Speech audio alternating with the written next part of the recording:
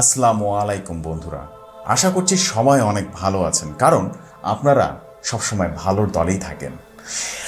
আজকে ফ্রাইডে এবং রাত 11:30, তাই আমি জেফরি খান চলে এসেছি আপনাদেরকে ভয় দেখাতে। আমাদের নতুন এই প্রোগ্রামটিতে ভৌতিক কথায় আপনাদের সবাইকে অনেক অনেক অনেক অনেক স্বাগতম। তাই আজকে আপনাদের সাথে কিছু ঘটনা আমরা শেয়ার করতে যাচ্ছি, এবং সেই ঘটনাগুলো এতটাই বাস্তবিক এবং এতটাই লোমহর্ষক যা শোনার পর হয়তো আপনার রাতের ঘুম হারাম হয়ে যেতে পারে। আমরা শুরু করার আগে কিছু কথা বলতে চাই, আপনার মনোযোগ দিয়ে শুনবেন। তা হলো, আপনারা যদি পার্সোনালি কিছু ঘটনা আপনাদের সাথে ঘটে থাকে এবং আপনি যদি চান সেটা ইন্টারনেটের মাধ্যমে বা ইউটিউবের মাধ্যমে আপনি আমাদের সাথে বা আপনি আমাদের মাধ্যমে সেগুলো শেয়ার করাতে চান, তাহলে বলে রাখি আপনারা আমাদেরকে ইমেল করবেন। এবং আমাদেরকে ইমেল করার সিস্টেম হলো, আপনার ঘটনাটি ছোট করে ব্যাখ্যা করবেন এবং যতটুকু সম্ভব ততটুকু ব্যাখ্যা করবেন। এবং আপনাদের কাছে একটা আরেকটা নিয়ম বলে রাখি, তা হলো আপনারা ঘটনা পাঠানোর সময় কখনোই কোনো জাতি, ধর্ম, বর্ণকে কখনোই টার্গেট করবেন না বা তাদের উপর আঘাত হানতে পারে এমন কোনো ঘটনা আমাদেরকে পাঠাবেন না। যাই হোক, আমাদের ইমেল আইডিটি আমরা ডিসক্রিপশন বক্সে দিয়ে রাখছি, আপনারা চাইলে ওখান থেকে কালেক্ট করতে পারেন। তারপরও আমি নিজে মুখে বলে দিচ্ছি, আপনার ইমেল আইডিটি হলো BHOUTIKSTORIES, অর্থাৎ ভৌতিক stories@gmail.com। আপনারা আপনাদের স্টোরিজ আমাদেরকে পাঠাবেন এবং আপনি চাইলে সশরীরে আমাদের স্টুডিওতে এসে আপনার ঘটনাটি বলতে পারেন। তবে অবশ্যই আপনার ঘটনাটি লেখার পর নাম, ঠিকানা এবং পরিচয় অবশ্যই সাথে ফোন নম্বর অ্যাড করে দেবেন। এবং আপনার ঘটনাটি যদি সিলেক্ট হয় তাহলে ভৌতিক কথা টিম আপনাদের সাথে যোগাযোগ করবে এবং সেই অনুযায়ী আপনার ঘটনাটি যদি আপনি চান আমাদের স্টুডিওতে এসেও বলতে পারেন। আর যদি সম্ভব না হয় তাহলে আপনার ঘটনাটি আমরা পড়ে শোনাবো ইমেইল আকারে।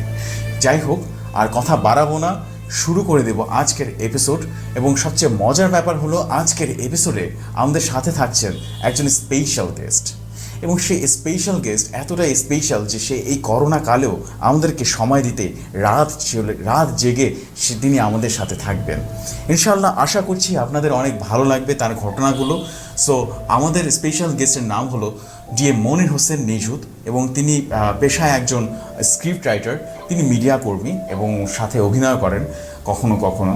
যাই হোক, তার সাথে ঘটে যাওয়া কিছু ঘটনা এবং তিনি কিছু ঘটনা জানেন এবং কিছু ঘটনা কালেক্ট করেছেন, তেমনই কিছু ঘটনা তিনি আজকে রাতে আমাদেরকে জানাতে চলেছেন। তাহলে আর কথা না বাড়িয়ে সরাসরি আমরা মনির ভাইয়ের কাছে চলে যাব। মনির ভাই, অসংখ্য ধন্যবাদ জসি ভাই। আসলে যে ভয়টা ছিল, যে ভূত তো আসলে একটা ভৌতিক ব্যাপার, একটু ভয়ের ব্যাপার, ভীতির ব্যাপার, তার উপরে রাত, স্টুডিওটা একটু থমথমে লাগছে।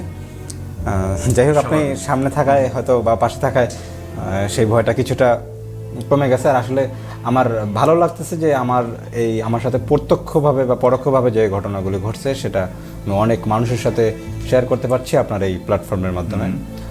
ঘটনাগুলি যদিও আপনার সাথে আমি আগে ছোট আকারে শেয়ার করেছি, কিন্তু আমি দর্শকদের বোঝার সুবিধার্থে আরও একটু ডিটেইলে বলার চেষ্টা করব। তো প্রথম যে ঘটনাটি শেয়ার করব সেটা আসলে 2012-র ঘটনা। আচ্ছা, আপনি জানেন যে আমি ঢাকার মিরপুরে থাকি, তখন আমি ভাসানটেকে থাকতাম। আচ্ছা, ভাসানটেকে আমার একজন কাছের খুব বন্ধু ছিল, ও আমার চেয়ে 2 থেকে 3 বছরের সিনিয়র। আচ্ছা, তো আমরা প্রায় রাত জেগে আড্ডা দিতাম, রাত্র 1টা-2টা পর্যন্ত। তো যেদিনকার ঘটনা, ওই দিন একটু আকাশটা মেঘলা থাকা, একটু আর্লি বাসায় চলে যাই। আচ্ছা, আচ্ছা। তো চলে যাওয়ার পর যেটা হয়, সোহেলের মুখ থেকে, মানে আমার ফ্রেন্ডের মুখ থেকে পরবর্তীতে ঘটনাটা যখন শুনি, ঘটনাটা ছিল এইরকম যে ও বাসায় চলে যাওয়ার পর তখন হয়তো রাত 12টা বা 1টার কাছাকাছি, 12টার বেশি, 1টার কাছাকাছি সময়। তখন ওর একটা কাজিন থাকে, নাম হচ্ছে ইমরান। ওরা ওই এলাকাতেই থাকতো, কিন্তু ওই সময় ওর বাবা উত্তরখান, আমি জানি না, একটা টঙ্গীর ভিতর পড়েছে হয়তো, উত্তরখান অনেকেই চিনে থাকবেন। তো ওইখানে একটু মফস্বলের মতো, গ্রামের মতো পরিবেশ। ওরা ওই জায়গাতে জায়গা কেনে এবং ওর বাবা ওখানে টিন শেড বাড়ি তৈরি করে। আচ্ছা। তো পরবর্তীতে তারা ভাবলো যে ঢাকা শহরে বেশ ভাড়া গুনতে হয়, তো নিজেরা যেহেতু বাড়ি করেছে তো ওরা চেয়েছিল যে ওইখানেই গিয়ে ওরা থাকবে। আচ্ছা আচ্ছা। তো ওদের যে ঢাকার বাসাটা ছিল, ঢাকায়ও নিজেদের বাসা ছিল, কিন্তু ওর আব্বা চাইছিল যে সবসময় মানে এখানে যে বন্ধু ফ্রেন্ড সার্কেল একটু উটকো টাইপের, তো বাচ্চাদেরকে অন্যভাবে মানুষ করার জন্য তারা ওইখানে শিফট করে। আচ্ছা। তো যেদিনকার ঘটনা, মূল ঘটনা যদি আসি, বেশি কথা না বলে, সেটা হচ্ছে যে ওই দিন রাত 12টার কথা বলছিলাম, 12টা সাড়ে 12টার দিকে ওই ইমরানের সাথে সোহেলের সম্পর্কটা ছিল হচ্ছে, ইমরান ছিল সোহেলের খালাতো ভাই। তো ইমরান 12টার দিকে বাসায় আসার পরে সোহেলের সাথে দেখা হয় গেটেই। দেখা হওয়ার পর জানায় যে ওর আব্বা খুব অসুস্থ, এখন ওর সাথে যেতে হবে দক্ষিণখানে। তো সোহেল দেখলো যে এত রাত এখন যাবে, তো এখন যাওয়া সকালে যাওয়া অনেকটা একই কথা। আচ্ছা। তো ও বললো যে তুই আসছস, তুই ফোন দিয়ে আসতি, আচ্ছা, আমি চলে যেতাম, তুই কষ্ট করে আসছিস আবার। তো বলে যে সমস্যা নেই, ও আবার অফিস করতো ঢাকাতেই ইমরান। তো বলে যে অফিস শেষ করে একটু আড্ডা দিয়ে ভাবলাম যে একসাথে যাই। তো বলে এত রাত্রে হয়তো আমরা উত্তরা পর্যন্ত যেতে পারবো বা টঙ্গী পর্যন্ত যেতে পারবো, কিন্তু ভিতরের রাস্তাগুলির জন্য রিক্সা বা অটো রিক্সা যে গাড়িগুলি সেগুলি পাওয়া যাবে না, হেঁটে যেতে হবে। তো সবচেয়ে ভালো হয় আমরা যদি সকালের দিকে রওনা দিই। আচ্ছা। তো তুই থাক, আমরা একসাথে সকালে যাব। আচ্ছা। তো ইমরান বলল যে না, সকালে আবার খুব তাড়াতাড়ি উঠতে হবে, আমার এলাকায় কিছু কাজ আছে, একটা দিনই ছুটির দিন থাকে শুক্রবার, তো এখান থেকে গেলে সবকিছু মিলে মানে আমার টাইম ওয়েস্ট হবে। ও থাকতে চাইলো না আর কি। তো বললো যে টাইম ওয়েস্ট হবে, এত রাত্রে আসলে যাওয়া ঠিক হবে না, দেখ থাইকে যা। তো কতক্ষণ পর যখন বুঝতে পারলো যে সোহেল আসলে যাচ্ছে না এত রাত্রে ওর সাথে, তখন ও বললো যে আচ্ছা ঠিক আছে, আমি আসতেছি। তো একটু স্মোকিং করতো। তো সোহেল হচ্ছে ইমরানের চেয়ে সিনিয়র ছিল, যতটা সিনিয়র ছিল আমার চেয়ে, অর্থাৎ ইমরান এবং আমরা সমবয়সী বলা চলে। তো স্মোকিং করতো। তো সোহেল ওই সূত্রে হয়তো ভাবলো যে স্মোক করবে, হয়তো বাইরে চায়ের দোকানে যাবে। আচ্ছা আচ্ছা। তো সোহেল কিছু বুঝতে পারলো না, বলে যে ঠিক আছে তাড়াতাড়ি আসিস। আচ্ছা। সোহেল আবার হচ্ছে ঘরে তো সাধারণত দেখা যায় যে আমাদের সবসময় তো ভালো খাবার হয় না, ঘরের মধ্যে যেমন যেরকম হয় ওইরকম রান্না বান্না হয়। তো এজ এ গেস্ট কাজিন আসছে, তো ওর ওয়াইফকে বললো যে ডিম ভাজতে। আচ্ছা। তো রান্নার পরে ভাত বাড়ার পরেও প্রায় আধা ঘন্টা কাছাকাছি হয়ে গেছে, এতটা সময় লাগার কথা না চায়ের দোকান থেকে ফিরতে। তো ও ভাবলো কী ব্যাপার এতক্ষণ আসতেছে না। তো সোহেল ফোন দিল ইমরানকে। ফোন দেওয়ার পরে যেটা হলো যে ওর ফোন বন্ধ। আচ্ছা।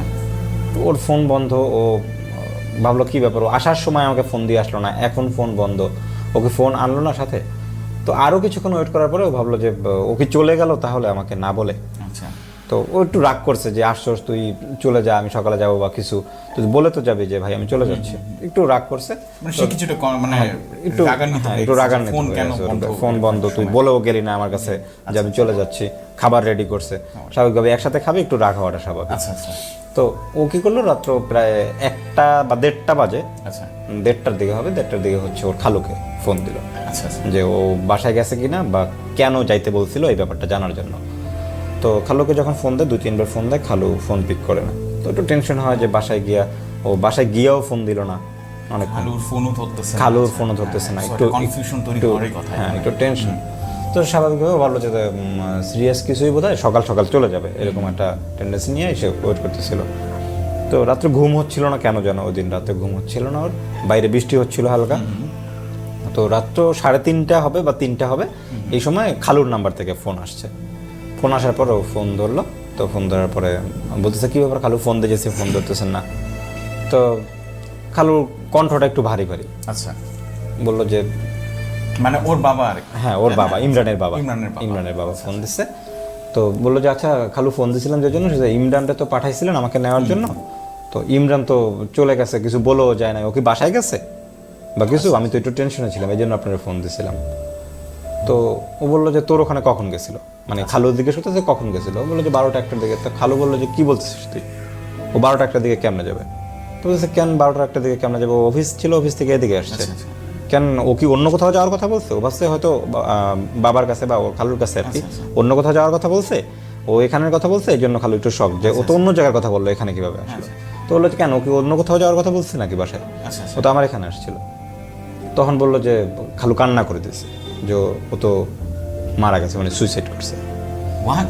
তো সোহেল তো শক, ওর ঘাম দিচ্ছে যে কি বলেন, মানে কখন মারা গেছে। তার চেয়ে বড় কথা হলো যে মানতে পারতেছে না যে সোহেলের সাথে রাত 12টার দিকে দেখা হইলো, হ্যাঁ সে তার এই সময় 3 ঘন্টার মধ্যে তার মৃত্যুর খবর শুনতে হবে, মানে আনএক্সপেক্টেড, একেবারে অপ্রত্যাশিত একটা খবর। তো ও বললো যে কি বলেন কখন কি হয়েছে, আচ্ছা। তখন বললো যে ও তো আমরা জানি না, রাত্র 10টার দিকে ওর মা ওকে খাবার রেডি করে ওর খাবার জন্য ডাকতে গেছে, তখন ও দরজা খুলতেছিল না অনেকক্ষণ পর, তো আমি ভাবলাম যে রুমের ভিতর কি না কি করতেছে। আচ্ছা। তো আমি পরে কি হয়েছে, ওর অনেকক্ষণ যখন দরজা নক করছে তখন মানুষ তো এভাবে ঘুমায়ও না, আচ্ছা। ঘুমাইলেও ঘুম ভাঙার কথা, তখন একটু শক লাগছে। মানে হয়েছে যে ও একটা মেয়েরে পছন্দ করতো, আচ্ছা। তো ওর বড় ভাই, ইমরানের একটা বড় ভাই ছিল, বড় ভাই তখনও আনম্যারিড, আচ্ছা। ও এখন হয়তো ম্যারিড, আমি যোগাযোগ নেই, তো তখন হচ্ছে যে আনম্যারিড, তো ও হঠাৎ করে এসে বললো যে ও বিয়ে করবে। ও একটা মেয়ের সাথে রিলেশন ছিল, মেয়ের বিয়ে ঠিক হয়ে যাচ্ছে, আচ্ছা। এখন ওই মেয়েকে যদি ও বিয়ে করে তো ভালো, কিন্তু ওয়েট করানো যাবে না, অর্থাৎ ফ্যামিলি এখন বিয়ে করলে হয়তো দিবে, কনভিন্স করতে পারবে, বাট ওই ছেলের জন্য ওয়েট করবে না। আচ্ছা, এই শোকে সে সুইসাইড তো এটা হচ্ছে ফ্যামিলিকে জানায়, কিন্তু তোরা তো জানো যে ইমরানের বড় ভাই, হ্যাঁ, তো ও তখনও আনম্যারিড, তো ছোট ছেলেকে আগে বিয়ে দিবে, আমাদের সোসাইটিও তো ব্যাপারটা এরকম, বা পারিবারিকভাবে ভেবে নেয় না, ওর স্টাডি তখন কমপ্লিট হয় নাই, তো এটা নিয়ে ওরা বকাঝকা করছে যে তোর বড় ভাই এখন বিয়ে করে নাই, তুই এই ধরনের কথা বলতেছিস। তো এমনভাবে বলছে যে ফার্দার এই ধরনের আলাপ করবি না এসের সামনে। তো তারপর থেকেই হচ্ছে যে এটা কালকের ঘটনা, আজকে বিকেলে নাকি ওর আম্মার সাথে বলছে যে ও কোথাও চলে যাবে, ওর আম্মা ওরে বকাঝকা করছে যে তুই যেটাই খুশি চলে যা, এরকম কিছু বলছে। তো যাই হোক, মানে ভিতরে ভিতরে কি হয়েছে আমি জানি না। তো তখন যখন এইটা হয়েছে, ওর আম্মা বললো যে সন্ধ্যায় বকাঝকা করছি, ও মনে রাগ করে আছে, তখন আমার একটু মনে হলো যে কি হয়েছে না হয়েছে। আচ্ছা। তখন হচ্ছে যে ওর ভাইও চলে আসছে বাসায়, বড় ভাই চলে আসছে, বড় ভাই দেখতেছে বাবা দরজাতে পুশ করতেছে, আচ্ছা। লাথি দিতেছে, ভাঙতেছে, কি হয়েছে এই ব্যাপার। বড় ভাই পরে এই করে দুই বাপ বেটা, মানে বড় ভাই এবং খালু মিলে দরজা ভাঙছে, দেখা যায় ফ্যানের সাথে ঝুলে আছে। তাও কিরকম হবে টাইমটা? তখন সময় হচ্ছে 10টার পর পর আর কি দেখছে, তো ওনারা লাস্ট দেখে অনুমান করছে যে আরো প্রায় আধা ঘন্টা আগে এই ঘটনা ঘটেছে, মানে 9টা 9:30টার দিকে। হ্যাঁ, এই তো যখন তখন এইটা বললো, তখন মানে সোহেল যেটা বললো যে ও থরথর করে কাঁপতেছে, যে হাউ ইজ ইট পসিবল, মানে ওর মনে হচ্ছিল যে পায়ের নিচ থেকে মাটি সরে গেছে। তাহলে 12টার দিকে ও কার সাথে দেখা করলো, মানে টাইমিংটাও মিলাইতে পারতেছিল না, যে ও যদি 10টার দিকে এই ঘটনা হয় তো 12টার দিকে, তো ও ওই অবস্থায় জানে যে খালুর অবস্থা, মানে বাবা তার ছেলেরে হারাইছে, তো ও আর তখন এই বিষয়ে কিছুই বলে না তার কাছে। আচ্ছা আচ্ছা। ও বললো যে আচ্ছা ঠিক আছে। তো ওর খালু আর বললো যে তোরে আমি ফোন দিতে চাইছিলাম, তো বাড়িতে এই অবস্থা, আমি কি বলবো বুঝতে পারতেছিলাম না, এখন আমরা সিদ্ধান্ত নিয়েছি যে ওর লাশ বাড়িতে নিয়ে যাবো, আচ্ছা, গ্রামের বাড়িতে নিয়ে যাবো। আচ্ছা। তো গ্রামের বাড়ি হচ্ছে বরিশাল, আচ্ছা। ওদের এলাকাটার নাম হচ্ছে ভালুকসি, বাড়তি আর কি ভালুকসি। আচ্ছা আচ্ছা। ইউনিয়ন আর কি, ইউনিয়ন পর্যায়ে। তো নিয়ে যাবে, ও তখন বললো যে ঠিক আছে আমি সকাল সকাল চলে আসবো। আচ্ছা। তো এই অবস্থা, এই ঘটনাটা ও তখন হচ্ছে ওর ওয়াইফের সাথে শুধু শেয়ার করে, মিতু বল যে মিতু এই ও যে আসছিল এই ঘটনা, তখন অবিশ্বাস্য ব্যাপারগুলি তাদের কাছেও ওরা বলল। ওই সময় কি মানে আপনার ওই সোহেলকে ওর ওয়াইফও কি দেখেছিল? হ্যাঁ, ও ওয়াইফ দেখে না, ওয়াইফকে যে বলছে যে ইমরান আসছে, খাবার রেডি করো, ঠিক আছে, মানে দুইজন, মানে ওর সাথে দেখা হয়েছিল গেটে, বাড়ির গেটে। আচ্ছা আচ্ছা আচ্ছা, বুঝতে পারছি। ও যখন বললো যে সোহেলের ওয়াইফ কিন্তু এটা দেখে না, শুধুমাত্র সোহেলই দেখছে। হ্যাঁ, তো এই ঘটনার পর হচ্ছে সোহেল সকালে চলে যায়, তখন আর কি আমাকে ফোনটা দেয় সকালে, সকালে বলতে তাও খুব ভোরে, আমি তখন নামাজ পড়তাম নিয়মিত, এখন পরে অনেক সময় হয়তো দেখা যাচ্ছে যে অনেক কারণে ফজরের নামাজটা মিস হয়ে যায়, তো তখন নিয়মিত নামাজ পড়তাম। তো ও নামাজের পর পর আমার ফোন দিয়ে বলে যে মনির সোহেল তো মারা গেছে।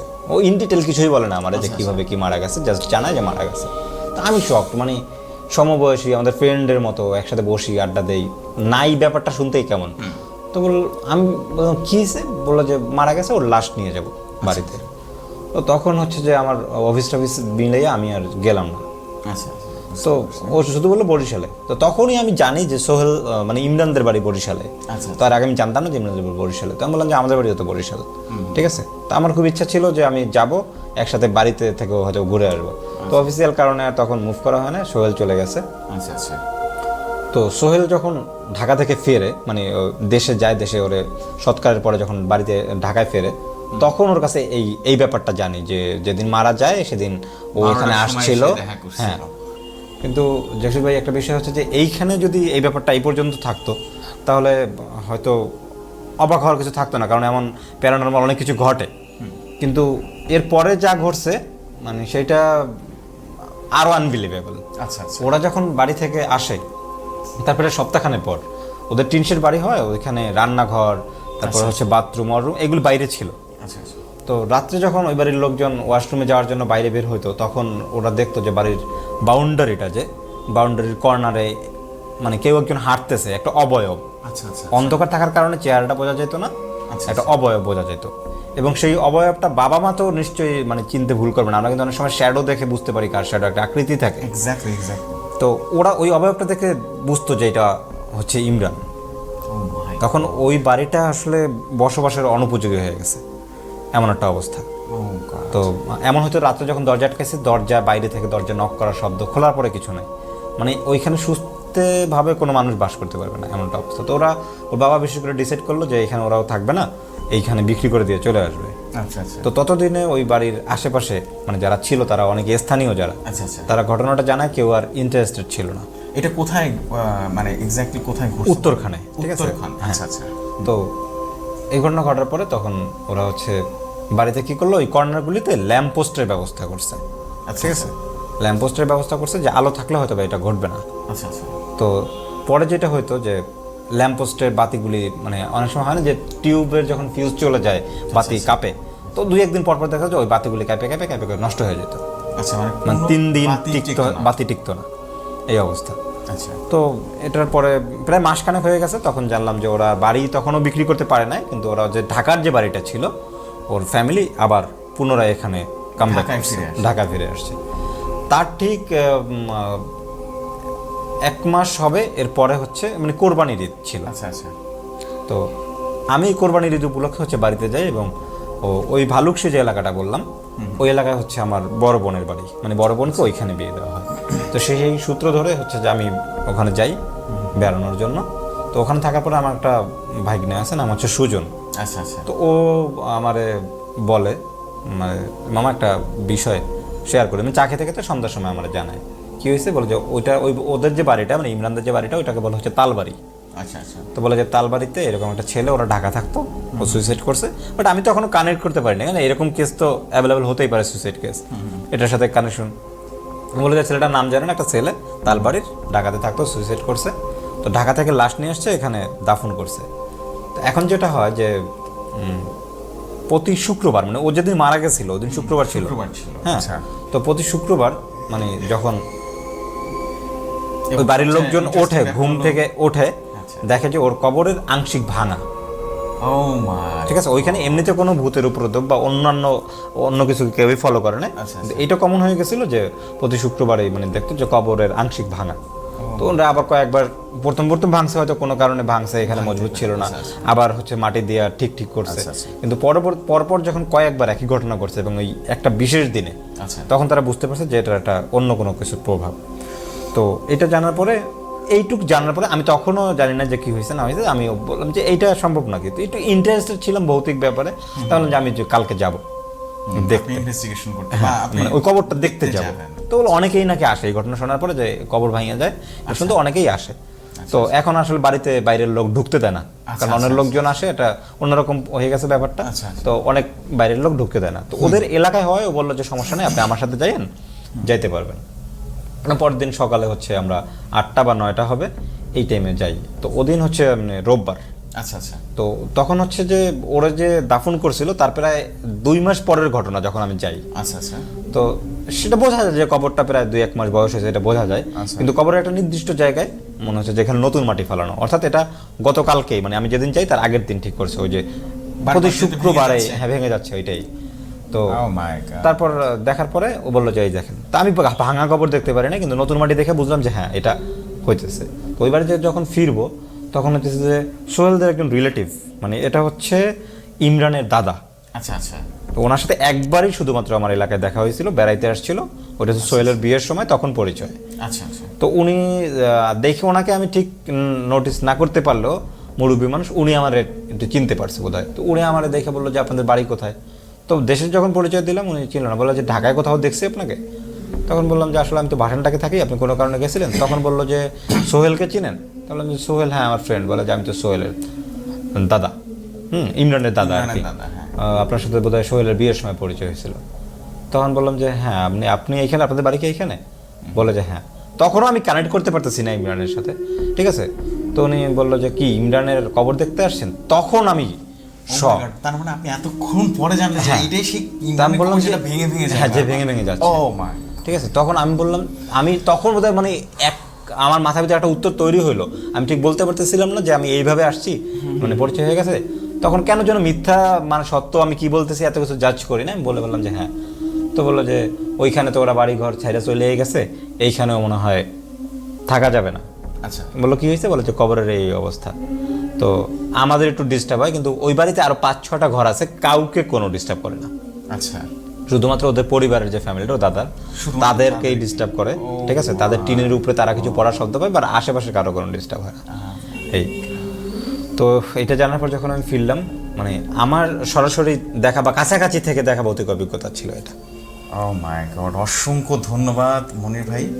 আমার নিজেরই গায়ে কাঁটা দিয়ে উঠছে রীতিমতো। বিকজ একটা জিনিস কি, এটা এটা বোধহয় আপনিও জানবেন বা আমরা সবাই জানি যে কোনো মানুষ যখন সুইসাইড করে, তাদের রূহ বা আত্মা, আমরা যেটাই বলি না কেন, সেটা কিন্তু কখনো মুক্তি পায় না, অতৃপ্ত থেকে যায় তারা। হ্যাঁ, এবং ম্যাক্সিমাম টাইমে এরকম হয়। এরকম আমার সাথে নিজেরও করছিল একটা টাইমে। বিকজ আমি যে ফ্ল্যাটে থাকি, সেখানেও এরকম একটা ইনসিডেন্ট করছিল যে অপোজিট ফ্ল্যাটে, অর্থাৎ আমি যে 2 ইউনিটের বাসা, তো সো আমার অপোজিট ইউনিটে যে থাকতো, ওখানে একটা মেয়ে, সে একটু মানে একটু মাথা খারাপ টাইপের ছিল, সে সুইসাইড করেছিল। সো ওইটা নিয়ে আমি আরেকটা ঘটনা আমি পরবর্তী কোনো একটা এপিসোডে আমি অবশ্যই বলবো।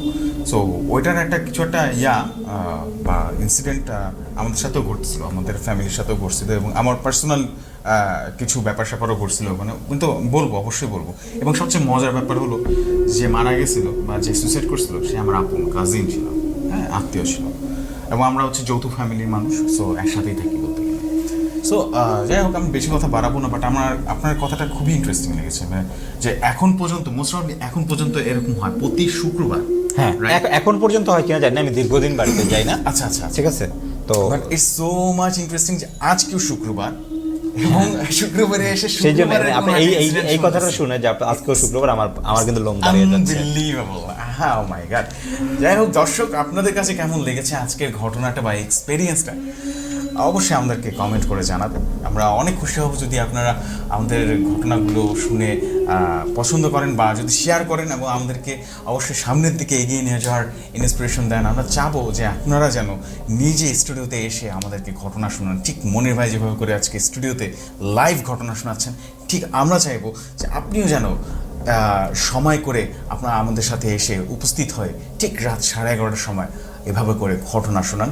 আমাদেরকে ইমেল করার সিস্টেম তো আপনাদেরকে আগেই বলেছি, আবারও বলছি, তা হলো আপনারা যে ঘটনা বা সারসংক্ষেপ তা এত সুন্দর করে একটা সুন্দর একটা প্লট পয়েন্ট রেডি করবেন, এবং সেই সাথে আপনার নাম, আপনার বাসার অ্যাড্রেস না হলেও চলবে, এটা অপশনাল, এবং আপনার ফোন নাম্বার এবং আপনার পরিচয়, আপনি কী করেন সেটা লিখে আমাদেরকে পাঠিয়ে দিলে আমরা ঘটনাটি পড়ব, এবং আমাদের কাছে যদি ইন্টারেস্টিং মনে হয়, আমাদের যে টিম আছে, আমাদের টিম যদি পছন্দ করে, ইন্টারেস্টিং মনে হয়, তাহলে অবশ্যই আপনার সাথে যোগাযোগ করা হবে, এবং ইনস্ট্যান্টলি যোগাযোগ করা হবে।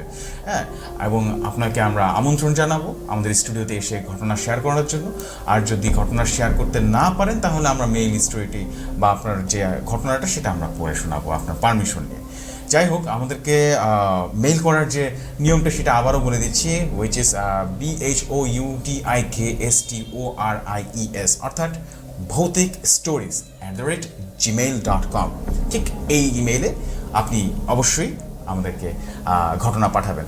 এই ইমেলের অ্যাড্রেসটি আমরা আমাদের ডিসক্রিপশন বক্সে রেখে দিয়েছি।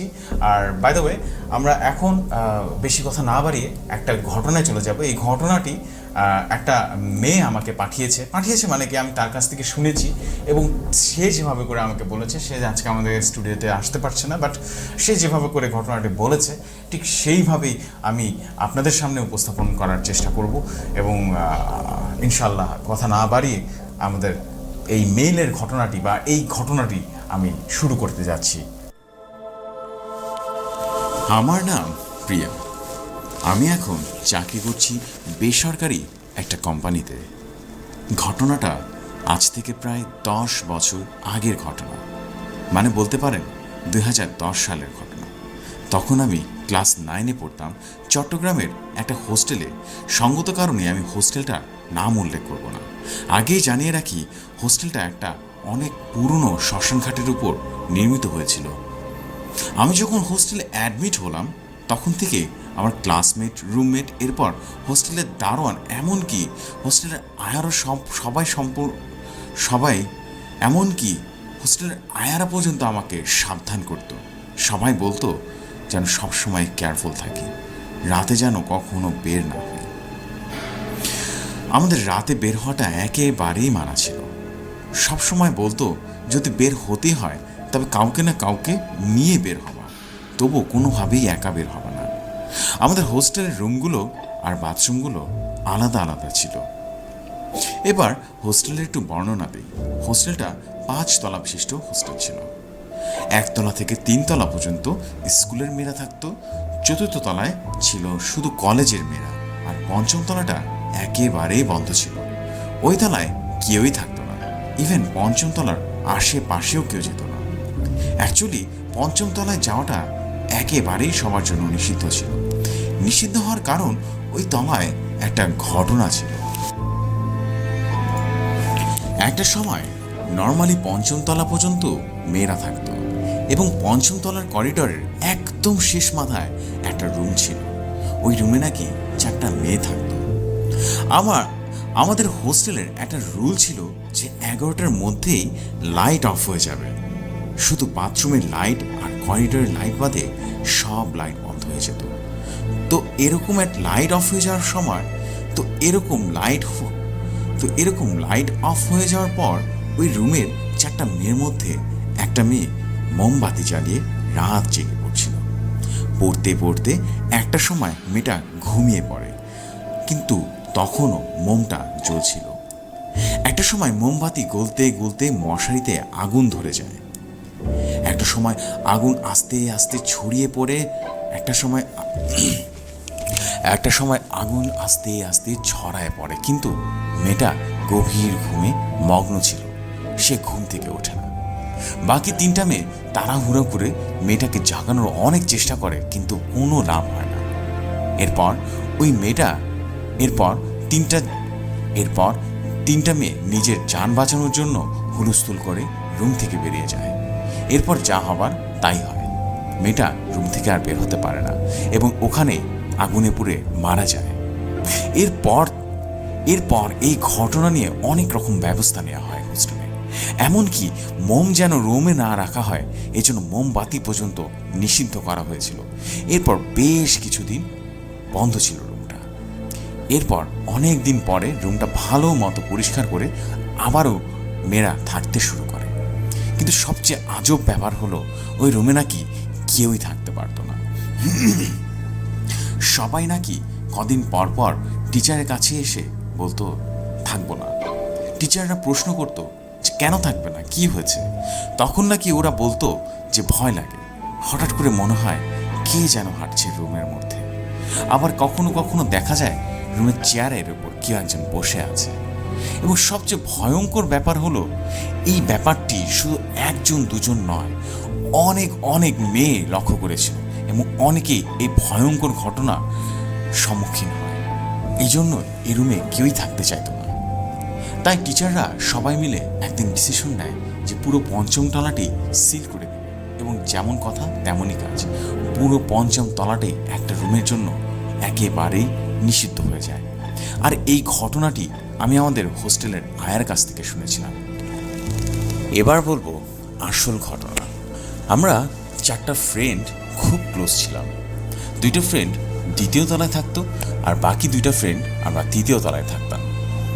আমাদের তখন এক্সাম শেষ হয়ে গিয়েছিল।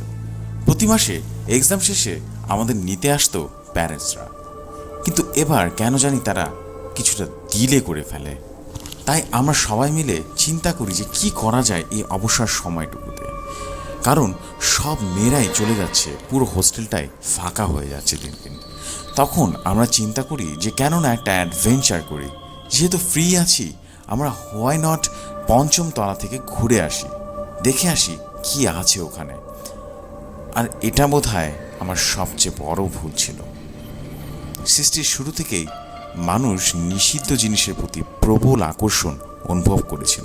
যেমনটা হাওয়া আলাইহিসসালাম আর আদম আলাইহিসসালামের নিষিদ্ধ ফল খেয়ে তারা অভিশপ্ত হয়েছিল, ঠিক আমাদের বেলাও যেমন এমনটাই হয়েছিল। আমরা প্ল্যান করি যে রাত 11টার পর যখন সব লাইট বন্ধ হয়ে যাবে, এরপর প্রায় 2 ঘন্টা পরে ওই পঞ্চম তলায় যাব। এতে করে কেউ বুঝতে পারবে না যে আমরা পঞ্চম তলায় গিয়েছি। আমাদের হোস্টেলটা ছিল স্কোয়ার শেপের হোস্টেল। চতুর্থ তলা পর্যন্ত পুরোটাই স্কোয়ার ছিল, আর পঞ্চম তলাটা হাফ স্কোয়ার ছিল। এবং সবচেয়ে ভয়ঙ্কর বিষয় ছিল পঞ্চম তলায় যাওয়ার একটাই সিঁড়ি ছিল। আমরা একটু একটু করে গুটি গুটি পায়ে রওনা দিলাম ঠিক রাত 2টোর দিকে পঞ্চম তলার উদ্দেশ্যে। চতুর্থ তলাটা একেবারেই বন্ধ ছিল এবং খুব অন্ধকার ছিল। তখন কলেজ ছুটি হয়ে যাওয়ায় চতুর্থ তলার মেয়েরা বাড়ি চলে গিয়েছিল। আমার মনে পড়ে 1টা বা 2টা করিডর লাইট জ্বলছিল আর সব অন্ধকার। পঞ্চম তলায় উঠলাম আমরা। পঞ্চম তলায় উঠে আমাদের শরীরটা যেন ছমছম করে উঠল। একেবারে ঘুটঘুটে অন্ধকার ছিল পঞ্চম তলাটা। ইভেন আমরা ব্লকের লাইট জ্বালানোর চেষ্টা করলাম, কিন্তু ব্লকের একটা লাইটও জ্বলল না। আমরা বুঝতে পারলাম যে এই তলার একটা লাইটও এখন ঠিক নেই। আমরা কিছুটা ভয়ে ভয়ে সবাই সবার হাত চড়াচড়ি করে আস্তে আস্তে সামনের দিকে এগোতে লাগলাম। একটা সময় আস্তে আস্তে হাঁটতে হাঁটতে ওই রুমটার সামনে আসলাম, যে রুমটা নিয়ে এত ঘটনা জড়িত। রুমটা ছিল কর্নারের একদম শেষ মাথায়। আমাদের 4 জন ফ্রেন্ডের মধ্যে একজন বলে উঠল যে এই সেই রুম, যে রুমটা নিয়ে এত এত স্টোরি। আমরা 4 জনই কিছুটা কনফিউজড হয়ে যায় যে ভিতরে যাওয়াটা কি ঠিক হবে। আমরা বলি যে ভিতরে যাওয়াটা কি ঠিক হবে। তো একটা সময় আমরা কথা বলি করে ডিসিশন নিয়ে নিলাম যে এত দূর যখন এসেছি, ভিতরে যেই দেখি কি হয়। আমরা রুমের দরজার দিকে ভালো মতো করে লক্ষ্য করলাম এবং একটা আজব ব্যাপার লক্ষ্য করলাম। আর তা হলো পুরো রুমটা শিকল দিয়ে আটকানো, এমনকি রুমের সাথে কোনো তালাও লাগানো নেই। আমাদের মধ্যে একটা ফ্রেন্ড শিকলটা খুলল। এরপর আমরা একে একে রুমে প্রবেশ করলাম। রুমে ঢুকে আমার গা গুলে আসছিল, এত বাজে পটকা একটা গন্ধ আসলো আমার নাকে। আমার মনে হচ্ছিল আমার বমি হয়ে আসবে। আমি লক্ষ্য করলাম রুমটার ভিতরে প্রচণ্ড ঠান্ডা। যদিও অক্টোবরের দিকে বেশ ঠান্ডা থাকে, কিন্তু এত বেশি ঠান্ডা ছিল যে আমার মনে হচ্ছিল আমি বোধহয় বরফ হয়ে যাব। তো আমরা রুমে ঢুকে দেখলাম আচ্ছা আচ্ছা আলোতে 4টা বেড আর 4টা টেবিল আর 2টা চেয়ার। দেখে বোঝা যাচ্ছিল ঠিকঠাক মতো করে গোছানো এই রুমটা। এবং এটাও বোঝা যাচ্ছিল যে অনেক অনেক দিন ধরে এখানে কেউ আসেনি। আমরা একটু পর মজা করছিলাম রুমে বসে বসে, মজা করে বলছিলাম যে কেউ কি আছো দেখা দাও, আমরা তোমার কোনো ক্ষতি করব না। আমাদের মধ্যে একজন বলল প্ল্যান চেট করবা। আমরা বললাম যে ধুর, এত কিছু করার কোনো দরকার নাই। এমনি আমরা দুষ্টুমি করে বলছিলাম যে যদি কেউ থাকো তাহলে আমাদের দেখা দাও, তোমরা তো সবাইকে দেখা দাও, তাহলে আমাদেরকে একটু দেখা দাও, আমরা একটু দেখি তুমি কে।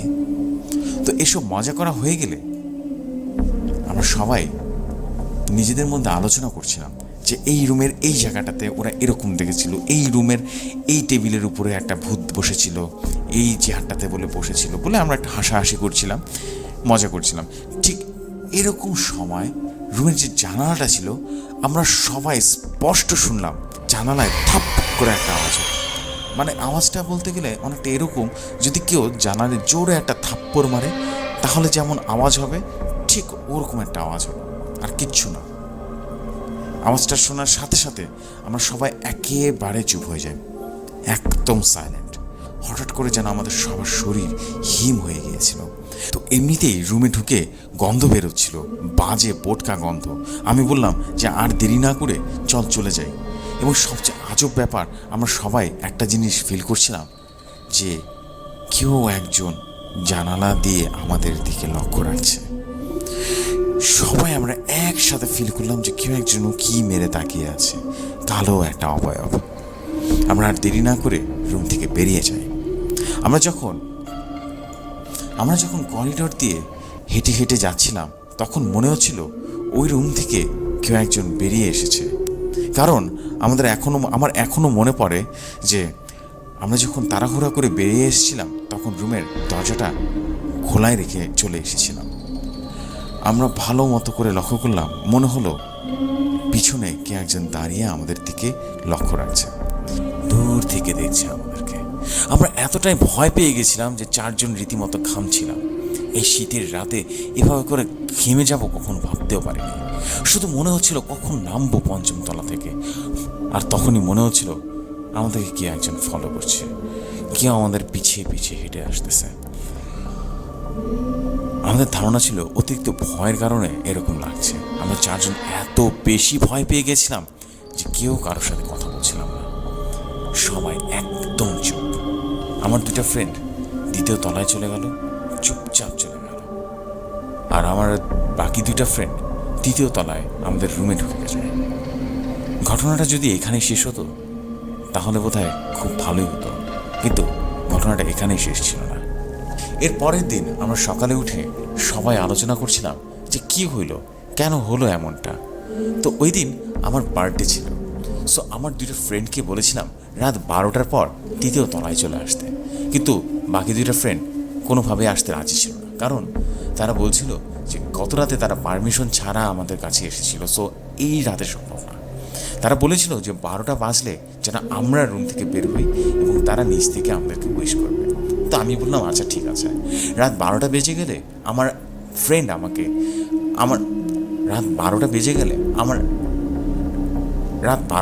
গেলে একটা সময় আমার রুমমেট আমাকে উইশ করলো। এরপর আমরা দুজনেই বের হলাম রুম থেকে এবং ব্লক এর দিকে দাঁড়িয়েছিলাম। ওরা এক সময় বের হলো এবং ইশারায় নিচ থেকে আমাকে উইশ করলো। তারপর আমি আর আমার ফ্রেন্ড বাথরুমে ফ্রেশ হতে গেলাম। বাথরুম থেকে বের হয়ে আমি একটু দাঁড়িয়েছিলাম লক্ষ্য করার জন্য যে ওরা কি এখনও আছে আমাদের জন্য নাকি চলে গিয়েছে। তো আমি দেখলাম যে ওরা সম্ভবত রুমে চলে গিয়েছিল। তো আমি ওদের রুমের দিকে নজর দিয়ে তাকাতে তাকাতে আস্তে আস্তে ধীরে ধীরে আমার চোখ চলে যায় 4র্থ তলায় ওঠার সিঁড়ির দিকে। আমার এখনো ভয়ে গা শিরশির করছে। 4র্থ তলায় ওঠার সিঁড়িটার করিডোরে হালকা হালকা আলো ছিল। এমন না যে অনেক বেশি দেখা যাচ্ছে, আবার এমন না যে কিছুই দেখা যাচ্ছে না। মোটামুটি আবছা আবছা আলোতে আমি দেখলাম সিঁড়ির একদম উপরের স্টেপে কেউ একজন বসে আছে। আমি আগেই বলেছিলাম যে 4 তলায় কেউ ছিল না, কারণ কলেজ ছুটি হয়ে যাওয়ার কারণে একেবারেই খালি ছিল 4র্থ তলাটা। আমি আমার 1 বছরের হোস্টেল লাইফে কখনো এইভাবে দেখি নাই কাউকে রাতের বেলায়। আমি দেখলাম হালকা হালকা অন্ধকারে কেউ একজন বসে আছে এবং এতটা অ্যাবনর্মালি ভঙ্গিতে বসে আছে, মনে হচ্ছিল যে লাইক কেউ যদি কোনো বাচ্চা হামাগুড়ি খেয়ে বসে থাকলে যেরকম হয়, হাঁটুর উপরে এবং হাতের উপরে ভর করে, ঠিক ওরকমভাবে বসে আছে কেউ একজন। আমি দেখে এতটা ভয় পেয়ে গিয়েছিলাম যে আমি একেবারে তপ্তা খেয়ে গিয়েছিলাম। আমি আমার মাথাটা ঘুরিয়ে আমার ফ্রেন্ডের দিকে তাকালাম এবং দেখলাম আমার ফ্রেন্ডও একই দৃশ্য দেখছে। কেউ একজন সিঁড়ির উপরে বসে আছে। আমার ফ্রেন্ড আমার হাতটা ধরলো, এরপর কাঁপা কাঁপা গলায় বলল, প্রিয়া, আমি যা দেখছি তুইও কি তা দেখছিস? আমি বললাম, হ্যাঁ, আমিও তা দেখছি। আমি ওই সময় এতটা নার্ভাস হয়ে গিয়েছিলাম যে আমি রীতিমতো শকড হয়ে গিয়েছিলাম। আমি রীতিমতো ভয়ের চোটে বলে উঠলাম যে কে ওখানে? কিন্তু ওখান থেকে একটিও সাউন্ড আসলো না। ঠিক আগের মতো করে অদ্ভুত কিছু একটা বসে আছে। আমার ফ্রেন্ডটা এরপর আমার হাত ধরে টেনে নিয়ে রুমে ঢুকালো আর দরজা একেবারে ভেতর থেকে আটকে দিল। আমার ফ্রেন্ড রুমে ঢুকে ভয় কান্না করে দিয়েছিল, আমিও কেঁদে দিয়েছিলাম ভয়ের চোটে। আমি জানি না আমার কি হয়েছিল। আমি আমার ফ্রেন্ডকে বললাম, চল গিয়ে দেখে আসি ওটা কি।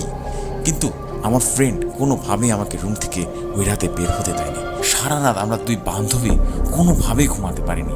দুজনেই সূরা পড়তে পড়তে পুরো রাত পার করি। এরপর সকালবেলা আমার বাকি 2টা ফ্রেন্ডকে বলি পুরো ঘটনাটা। ওরা তো প্রথমে বিশ্বাসই করেনি। এরপর টানা 3 দিন আমার রুমমেট আমার ফ্রেন্ডের প্রচণ্ড জ্বর আসে। রীতিমতো 104 ডিগ্রির মতো জ্বর আসে। টিচাররা ওর প্যারেন্টসকে ফোন দিয়ে বলে যে আপনাদের মেয়ে প্রচণ্ড জ্বর এবং সে খুবই মেন্টালি ডিস্টার্ব এবং তাকে যেন দ্রুত বাড়িতে নিয়ে যাওয়া হয়। এরপর আমিও দেরি না করে আমার আম্মাকে ফোন দিয়ে বলি যে আম্মা আমাকে জলদি জলদি নিয়ে যেতে, রীতিমতো দরকার হলে ছুটি নিয়ে যেন আমাকে নিয়ে যাওয়া হয়। তো এই ছিল আমার ঘটনাটি। যদি ভালো লাগে তাহলে পড়ে শোনাবেন। এটি আমার সাথে ঘটা সবচেয়ে ভয়ঙ্কর একটা এক্সপিরিয়েন্সের মধ্যে একটি। সময় পেলে আরও ঘটনা পাঠাবো। দোয়া রইল আপনাদের জন্য, দোয়া রইল ভৌতিক কথার পুরো টিমের জন্য। তো বন্ধুরা, কেমন লাগলো আমাদের এই ঘটনাটি?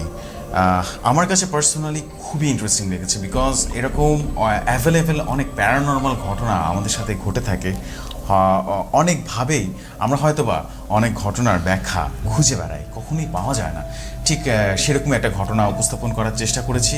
আশা করছি সবার ভালো লেগেছে। আর যদি ভালো লেগে থাকে তাহলে অবশ্যই রিকোয়েস্ট করব আপনারা কমেন্ট করে জানাবেন আপনাদের মতামত।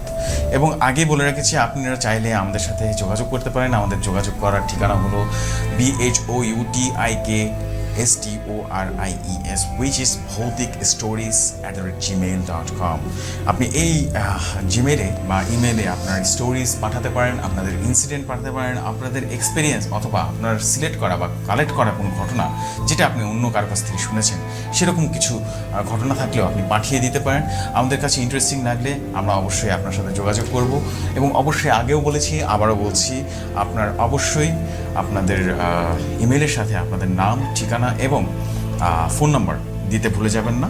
তাহলে আমরা আপনার সাথে কমিউনিকেশন করে আপনাকে ইনভাইট করব আমাদের স্টুডিওতে আসার জন্য। আপনি যদি স্টুডিওতে আসতে পারেন তাহলে আমরা অনেক কৃতজ্ঞ থাকবো আপনার কাছে। আর যদি স্টুডিওতে না আসতে পারেন তাহলে আপনার পারমিশন নিয়ে আমরা আপনার ইমেলটি অবশ্যই পড়ে শোনাবো। যাই হোক, আমাদের সাথে যে স্পেশাল গেস্ট ছিলেন টিএম মনির হোসেন নিযুত, তিনি আমাদেরকে আরেকটি ঘটনা শেয়ার করতে যাচ্ছেন এই মুহূর্তে। এবং আমরা চাবো যে আপনারা কেউ যেন এই ঘটনাটি স্কিপ না করেন, কারণ এই ঘটনাটি আমাকে যখন পার্সোনালি মনির ভাই শুনিয়েছিলেন, আমার নিজেরই মনে হয়েছিল যে এটা কি করে সম্ভব। I mean, is it real? মানে এটা এরকম হতে পারে না। যাই হোক, আপনাদের কাছে এরকম মনে হতে পারে এবং সব কথারই একটা অ্যান্সার বা একটা ইয়াই থাকে, কোনো রহস্য ভেদ করা যায় না। অনেক রহস্য আছে যেগুলো রহস্য থেকে যায়, অ্যান্ড দ্যাটস ওয়াই আমাদের ভৌতিক কথার এত কিছু আয়োজন। যাই হোক, আমরা বেশি কথা না বাড়িয়ে এখন সরাসরি চলে যাব ডিএম মনির হোসেন নিযুতের কাছে। মনির ভাই, ধন্যবাদ জাফর ভাই আমারও সুযোগ করে দেওয়ার জন্য। যে ঘটনাটা আমি এর আগে বলেছিলাম সেটা ধরে যদি একটু বলি, আমি জানি না আপনি আমার সাথে কতটা একমত হবেন। যে আমার কাছে পার্সোনালি খুব ভালো লেগেছে ঘটনাটি। আচ্ছা, সেটা থেকেই যদি বলে যে আসলে আমাদের প্রত্যেকেরই কিন্তু জন্ম এবং মৃত্যু পূর্ব নির্ধারিত। হ্যাঁ, তো আমরা একটা নির্দিষ্ট আয়ু নিয়ে কিন্তু পৃথিবীতে আসি। তো অনেক সময় আমাদের পারিপার্শ্বিকতার কারণে আমাদের লাইফে অনেক অঘটন বা দুর্ঘটনা যাই বলি, সে সমস্ত কারণে সুইসাইডের মতো ডিসিশন নিয়ে নিই আমরা। তো দেখা যায় যে তখন আমরা শারীরিকভাবে মৃত্যুবরণ করলেও আমাদের রুহ বা আত্মা ওই নির্দিষ্ট সময় যখন আমার মৃত্যু হতো, স্বাভাবিক মৃত্যু, তখন পর্যন্ত হয়তো পৃথিবীতে থেকে যায়। আর সম্ভবত ইমরানের ঘটনাটা ওই রকম কোনো ঘটনা ছিল, হতে পারে, অবশ্যই। যাই হোক, আমি সময় নিব না, আমি পরবর্তী ঘটনায় যাচ্ছি। এই ঘটনাটা আমার সাথে এটাও পরোক্ষভাবে, তখন আমি হচ্ছে এই এসএসসি পরীক্ষার্থী। আচ্ছা, 2009 সময়টা ছিল 2009। তো এসএসসি পরীক্ষা আমার এটা প্রায় 11 বছর আগের ঘটনা। আচ্ছা, ঠিক আছে, শুরু করি। তখন আমার একটা ক্লাসমেট ছিল, নাম হচ্ছে সানি। ওর সাথে আমার অন্যান্য ক্লাসমেট যা ফ্রেন্ড বা যারা ছিল তাদের সাথে যতটা সখ্যতা ছিল ততটা সখ্যতা ছিল না। আচ্ছা, তো তখন ওই দিন যেদিনকার ঘটনা, সেদিন ছিল হচ্ছে সম্ভবত বৃহস্পতিবার। আচ্ছা, বৃহস্পতিবার, এবং আমাদের ইংরেজি পরীক্ষা ছিল। তো আমি দেখলাম যে আমার পরে 2টা বেঞ্চ পরে থার্ড বেঞ্চে হচ্ছে সানির সিট ছিল। আচ্ছা, তো ওই দিন সানি অ্যাবসেন্স, পরীক্ষা দিতে আসে না। তো ফাইনাল পরীক্ষা, এসএসসি পরীক্ষার মধ্যে একটা গুরুত্বপূর্ণ পরীক্ষার ক্যান্ডিডেট, অথচ সে অ্যাবসেন্স, ব্যাপারটা খারাপ লাগে। যতই খারাপ সম্পর্ক থাক, মানে সে মিস করতেছে। তো যদিও ওই সময় মানে পরীক্ষার সময় এটা নিয়ে ভাবার সময় ছিল না। তো পরবর্তী পরীক্ষা অর্থাৎ রোববারে যখন আবারও অ্যাবসেন্স দেখলাম, তখন ব্যাপারটা একটু সিরিয়াসলি নিলাম যে পরপর 2টা পরীক্ষা সে অ্যাবসেন্স। আচ্ছা আচ্ছা তো পরীক্ষার সময় আর এটা নিয়ে ঘাটি নাই, পরীক্ষার পরে অর্থাৎ আমাদের এক্সামের পরে যে ছুটি, ওই ছুটির সময় হচ্ছে সানির অ্যাড্রেসটা কালেক্ট করি আমাদের অফিস থেকে, মানে হচ্ছে লাইব্রেরি থেকে।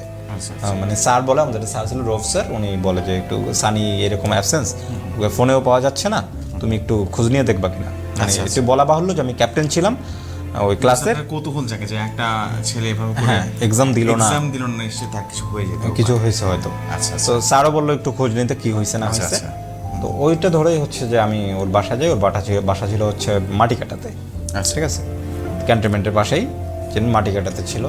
তো বাসা যাওয়ার পরে দেখলাম যে ওরে হাসপাতাল থেকে ওই দিনই নাকি আনা হয়েছে। আচ্ছা সরি, ওই দিন না, মানে হচ্ছে যে জানলাম যে আমাদের যে রবিবার যে দ্বিতীয় এক্সাম ছিল, তো রবিবার বা সোমবারে আনা হয়েছিল। আর মা বললো যে এরপর থেকে ও বেড রেস্টে আছে বা এখনও অসুস্থ। আচ্ছা তো তখনও ঘুমাচ্ছিল, ওরে ইঞ্জেকশন দিয়ে ঘুম পাড়ানো ছিল। আচ্ছা তো আমি ঘটনাটা ওর মুখে শুনি নাই, মানে ওর সাথে যেটা হয়েছে, ও যেটা যতটুকু বলতে পারছিল ফ্যামিলির সাথে, আচ্ছা আচ্ছা ফ্যামিলি মানে ওর মা হচ্ছে আমাকে শেয়ার করলো। ঘটনাটা ছিল এরকম জেসি ভাই, যে ওর মা যেরকম করে বললো আমাকে আচ্ছা যে ওই দিন এক্সাম দিয়ে যাওয়ার পরে, অর্থাৎ রবিবারের বৃহস্পতিবারের এক্সামটাতে সে অ্যাবসেন্স ছিল। তার আগে আমাদের পরীক্ষাটা ছিল হচ্ছে সোমবারের দিকে হয়তো। তো ওই সোমবার এক্সাম দিয়ে যাওয়ার পরে যেটা হয়েছে যে ও পরবর্তী পরীক্ষার জন্য প্রিপেয়ার্ড আচ্ছা পুরোটাই। তো ওর খালাতো বোন, আচ্ছা খালাতো বোন, ওরা থাকে হচ্ছে সাভারে। আচ্ছা তো খালাতো বোনের বিয়ে, এই বিয়ের পারপাস ধরে খালাতো বোন ওর খালার একমাত্র মেয়ে ছিল, অর্থাৎ তার কোনো ছেলে বা অন্য মেয়ে ছিল না। আচ্ছা। অর্থাৎ কাজিন হিসাবে বলি, বড় ভাই হিসাবে বলি, সানি ছিল। আচ্ছা তো সেই হিসেবে হচ্ছে যে ওর খালা ফোন করে ওর আম্মাকে, বলে যে এরকম আমার মেয়ের বিয়ে, তো তোমরা কেউ আসতেছো না, এরকম তোমরা তো একটু আগে ভাগে থাকবে, একদম নিকট আত্মীয়, তোমরাও যদি সবার মতো বিয়ের দিনই আসো তাহলে কি হলো। তো ওর আব্বা একটু অসুস্থ ছিল, সানির আব্বা তখন অসুস্থ। তো অসুস্থ থাকায় হচ্ছে যে ও বললো যে তোর দুলাভাই তো অসুস্থ, মানে সানির খালাকে বলতেছে, সানির আম্মা। আচ্ছা তো এইভাবে তো আমি যাইতেও পারবো না ওনাকে রাইখা, আর সানিরও পরীক্ষা চলতেছে, সানি যাবে কিনা আমি জানি না, আচ্ছা সানি মনে হয় যাইতে পারবে না। আচ্ছা আচ্ছা তো তোরা বিয়ের পরে এক সময় আইসা যাবো না। তো খালা একটু রাগ করে যে আচ্ছা ঠিক আছে, কারো আসার দরকার নেই। তো সানি যখন হচ্ছে পরীক্ষা দিয়ে যায়, তোরা আম্মাও যে যাইতে পারতেছে না, তারও মেয়ের মতো বা বোনের মেয়ে এসে যাইতে পারে না, তারও একটু মন খারাপ ছিল এই ব্যাপারটা নিয়ে, সে যাইতে পারতেছে না। তো সানি যাওয়ার পরে খেয়াল করে যে ওদিন ওর মার একটু মুড অফ। আচ্ছা তো জিজ্ঞেস করে কি হয়েছে আম্মা, তোমার কি, মানে তুমি কি একটা আব্বার শরীর খারাপের জন্য টেনশন করতেছো বেশি, ঠিক হয়ে যাবে হ্যাঁ। তো বলতেছে যে আসলে এরকম না, রুম্পা, ওর কাজিনের নাম হচ্ছে রুম্পা, বলে যে রুম্পার তো বিয়ে, তো তোর খালা ফোন করছিল, তো আমরা তো কেউ যাইতে পারতেছি না, তোর কথা বলছিলি, তোর তো পরীক্ষা, কি বলবো, ওরা কি মনে করবে এরকম। তো বলার পরে ও কি বললো যে ঠিক আছে আমি খালার সাথে কথা বলবো। আচ্ছা তো খালার সাথে যখন কথা বলে, তখন ওর খালা জানায় যে তোর পরীক্ষা কি প্রতিদিন? তো বললো যে না, আমার তো একদিন বাদে একদিন পরীক্ষা এরকম। তো বললো যে তুই আয় তাইলে বিয়ের দিনটা থাক এরকম। তো ও বললো যে খালা আসলে পরীক্ষা তো আমার দিকে আবার কোচিং করতে হয়, আচ্ছা। সব কিছু মিলে ও বলতেছে যে আমি দেখি। তো ও খালার কথাবার্তা শুনে ওরও মনে হলো যে খালা আসলে একটু রাগ করেই আছে। তো সন্ধ্যার পরে, রাতে খাওয়া দাওয়ার পরে সিদ্ধান্ত নিল যে ও যাবে, আচ্ছা যাবে এবং কালকে বিয়ের দিনটা ওখানে অ্যাটেন্ড করে রাতেই আবার ফিরবে, পরের দিন এক্সাম। মানে একই রাতে যাবে, পরের রাতে হ্যাঁ, মানে ওই দিনটা ওখানে স্টে করবে, আচ্ছা, আচ্ছা, এরকম। তো ওর মা বললো যে তুই যাবি যখন সিদ্ধান্ত নিয়েছিলি, তো কালকে হয় সকালে যা, কারণ কালকে তো বিয়ে, অথবা আরো আগে যাইতি, এখন রাত্রে বেরোবি। আচ্ছা তখন ও বললো যে আমার মানে আগে আগেই চাই, সকালে যাব, বিয়ের বাড়ির ব্যাপার, জাস্ট আমরা তো আর ইনভাইটের জন্য যাচ্ছি না, মানে অনেক দায়িত্বও তো আছে বড় ভাই হিসেবে, হ্যাঁ। তো একটু আগে যাই, খালাও খুশি হবে। তো বলে যে এত রাত্রে গাড়ি টাড়ি কী ব্যাপার স্যাপার। তখন ওর আব্বা বলতেছে যে তুই যাবি যখন, তাহলে মোটরসাইকেলটা নিয়ে যা। তোর আব্বার মোটরসাইকেল ছিল, তোর আব্বার মোটরসাইকেল নিয়ে হচ্ছে ও বের হয়। আচ্ছা তো সুন্দরভাবে যায়, যাওয়ার সময় ও তেমন ওর সাথে অস্বাভাবিক কিছুই ঘটে না, সুন্দরভাবে যায়, সারাদিন বিয়ের প্রোগ্রামে অ্যারেঞ্জ যা দায়িত্ব ছিল, বোনকে বিদায় দেওয়া সব করে। সন্ধ্যার পরে ওর খালাকে বলে যে খালা আমার তো পরীক্ষা, আমি আসলে থাকতে চাইলেও আর থাকতে পারতেছি না, আমি পরীক্ষার পরে ওরা আসুক, আবার বেড়াইতে আসুক, আমিও আসবো তখন। তো বললো যে তুই এখনই যাবি, তো পরীক্ষা তো সকালে যা। বললো যে সকালে যাই, আসলে পরীক্ষা দিতে যাওয়া মানে প্যারা হয়ে যাবে ওর জন্য। তো বললো যে আমি সমস্যা নেই, আমি যাইতে পারবো, গাড়ি আছে, টান দিয়ে চলে যাবো। তো আমি বললো যে ঠিক আছে তাহলে খাওয়া দাওয়া করে যা। তো বললো যে আসলে দুপুরে তো বিয়ের খাবার টাবার ছিল, ওর আসলে ক্ষুধাও ছিল না, বা ও চাইতেছিল না যে আর টাইম ওয়েস্ট করে এখানে কোনো কারণে। তো বললো যে না আমি আসলে থাকবো না। তো খালাও পরীক্ষা দেখে আর বেশি এটা নিয়ে কথা বাড়াইলো না, বললো যে ঠিক আছে ভালো সাবধানে যাস। তো ও যখন বের হয়, ওর খালার শাশুড়ি অর্থাৎ ওদের নানু হয় হয়তো সম্পর্কে, তো উনি বৃদ্ধ মানুষ, উনি ঘরের সামনেই বসা ছিল, পান খাচ্ছে। আচ্ছা। তো ও যখন তার কাছ থেকে বিদায় নিতেছে যে আমি তো চলে যাচ্ছি, ভালো থাকেন, দোয়া টোয়া করেন, আর পরীক্ষা চলতেছে, পা ছুঁয়ে সালাম করা মুরব্বীদের, তো তো বের হচ্ছে, তখন হচ্ছে ওই ঘরের সামনেই হচ্ছে ছোট একটা পেয়ারা গাছ, আচ্ছা। কলম পেয়ারা গাছ হয়তো, ওটাতে ফল টল ধরে তখনও। তো ও বের হবে, তখন ওর সামনে ওই পেয়ারা গাছ থেকে লাফ দিয়ে একটা কালো বিড়াল ওর সামনে এসে পড়ে। তো অপরিচিত অবস্থা ছিল, হঠাৎ একটু ভরকে যায়, একটু কাঁপা দিয়ে ওঠে শরীরটা। কী হলো, তখন দেখলো যে বিড়ালটা স্বাভাবিক। তো ও যে ভয় পাইছে বিড়ালটা পড়ায়, এটা দাদি লক্ষ্য করছে। তো বলে যে এটা তো আমাদের বাড়ির বিড়াল, ভয় পাইছো জিজ্ঞেস করে। তো বলে হ্যাঁ, অন্ধকার আর কালো, আমি বুঝতে পারিনি এই জন্য। তো দাদি বললো যে তাইলে আর আজকে যাইও না, ঠিক আছে, মানে কালো বিড়াল হচ্ছে যাত্রাপথে নাকি অলক্ষণ, হ্যাঁ, অশুভ লক্ষণ এরকম। তো বলে, তো ও এটাকে গ্রাহ্য করে না, কারণ হচ্ছে যে মানে ওই রকম একটা সময় এসে মানে শহরে বাস করে, হ্যাঁ, শিক্ষিত একটা ছেলে, মানে ও বলে কুসংস্কার বা মুরব্বীরা অনেক কিছু বলে, সো ডোন্ট কেয়ার। আচ্ছা। তো ব্যাপারটা কি বলছে যে আর সমস্যা নাই, তুমি তো তোমার দোয়া আছে না সাথে, এভাবে বলে, মানে সে মানে ও যে ব্যাপারটাকে পাত্তা দিচ্ছে না এটা বলে দাদিকে হচ্ছে মানে মন খারাপ হয়ে যাবে হয়তো, যে একটা কথা বললাম গুরুত্ব দিল না, তাহলে আসে সমস্যা নেই তুমি। তো দাদি আবার ওকে ফু দিয়ে দিল দোয়া টোয়া পরে। আচ্ছা।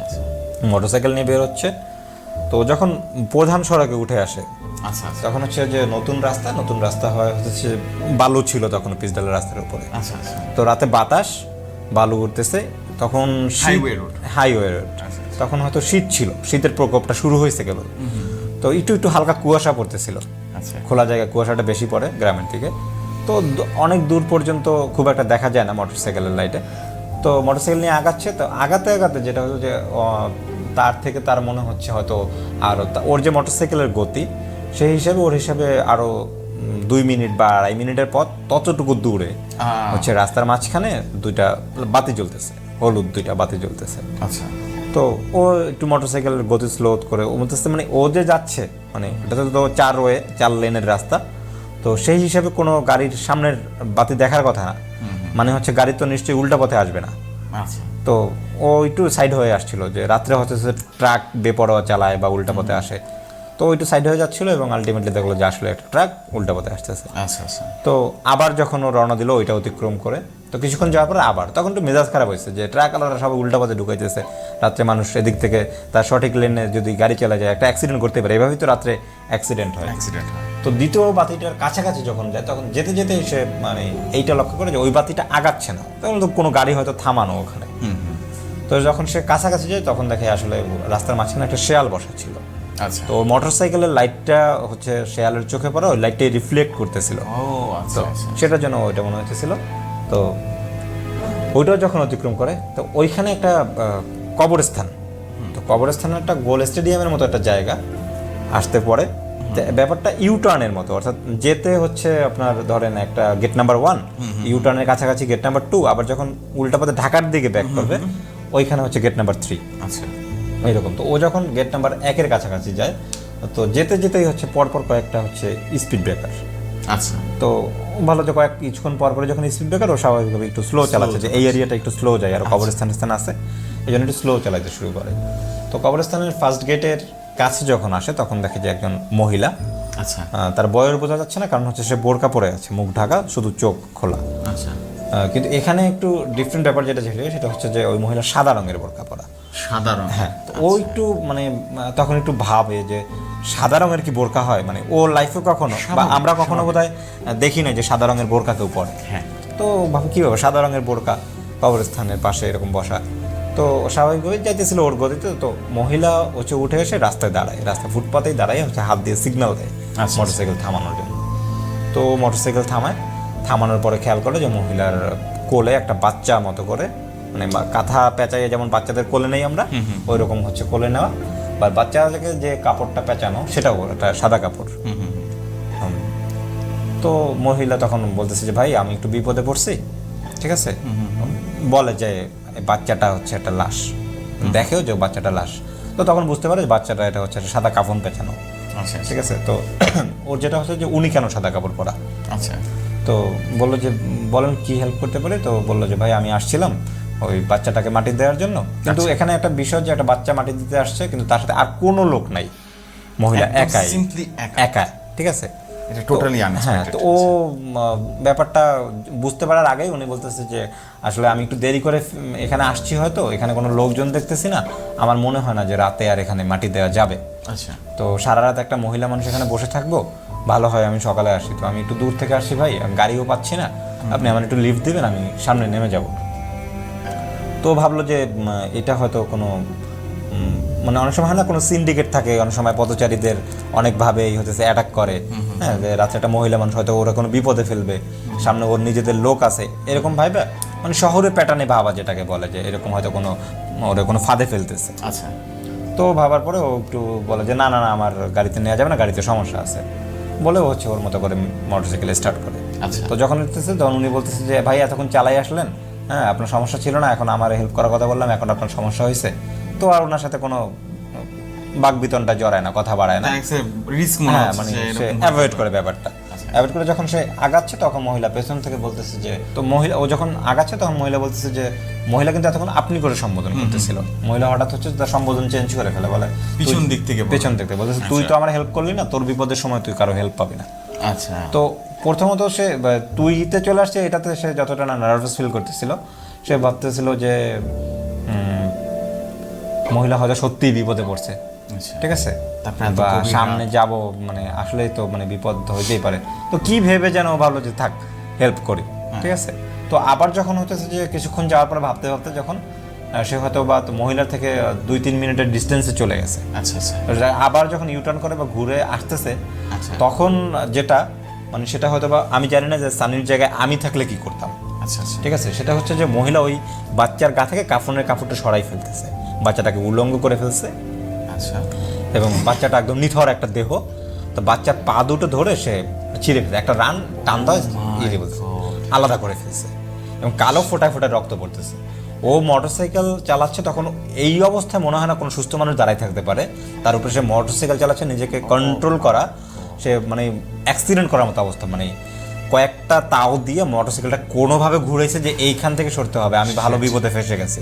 আর বুঝতে বাকি না যে কবরস্থানের মতো জায়গায় এত রাত্রে একটা সময় নির্জন জায়গায়, হ্যাঁ। মাই গড আচ্ছা তো তারপর ও কি হলো, মোটরসাইকেল যখন ঘুরাইতেছে, ঘুরে কিছুক্ষণ হয়তো 2 মিনিট চালাইছে ঠিক মতো, তারপর দেখতেছে যে মোটরসাইকেলটা চাকা ঘুরতেছে, মোটরসাইকেল আগাচ্ছে না, মানে গিয়ার স্টাক হয়ে গেছে।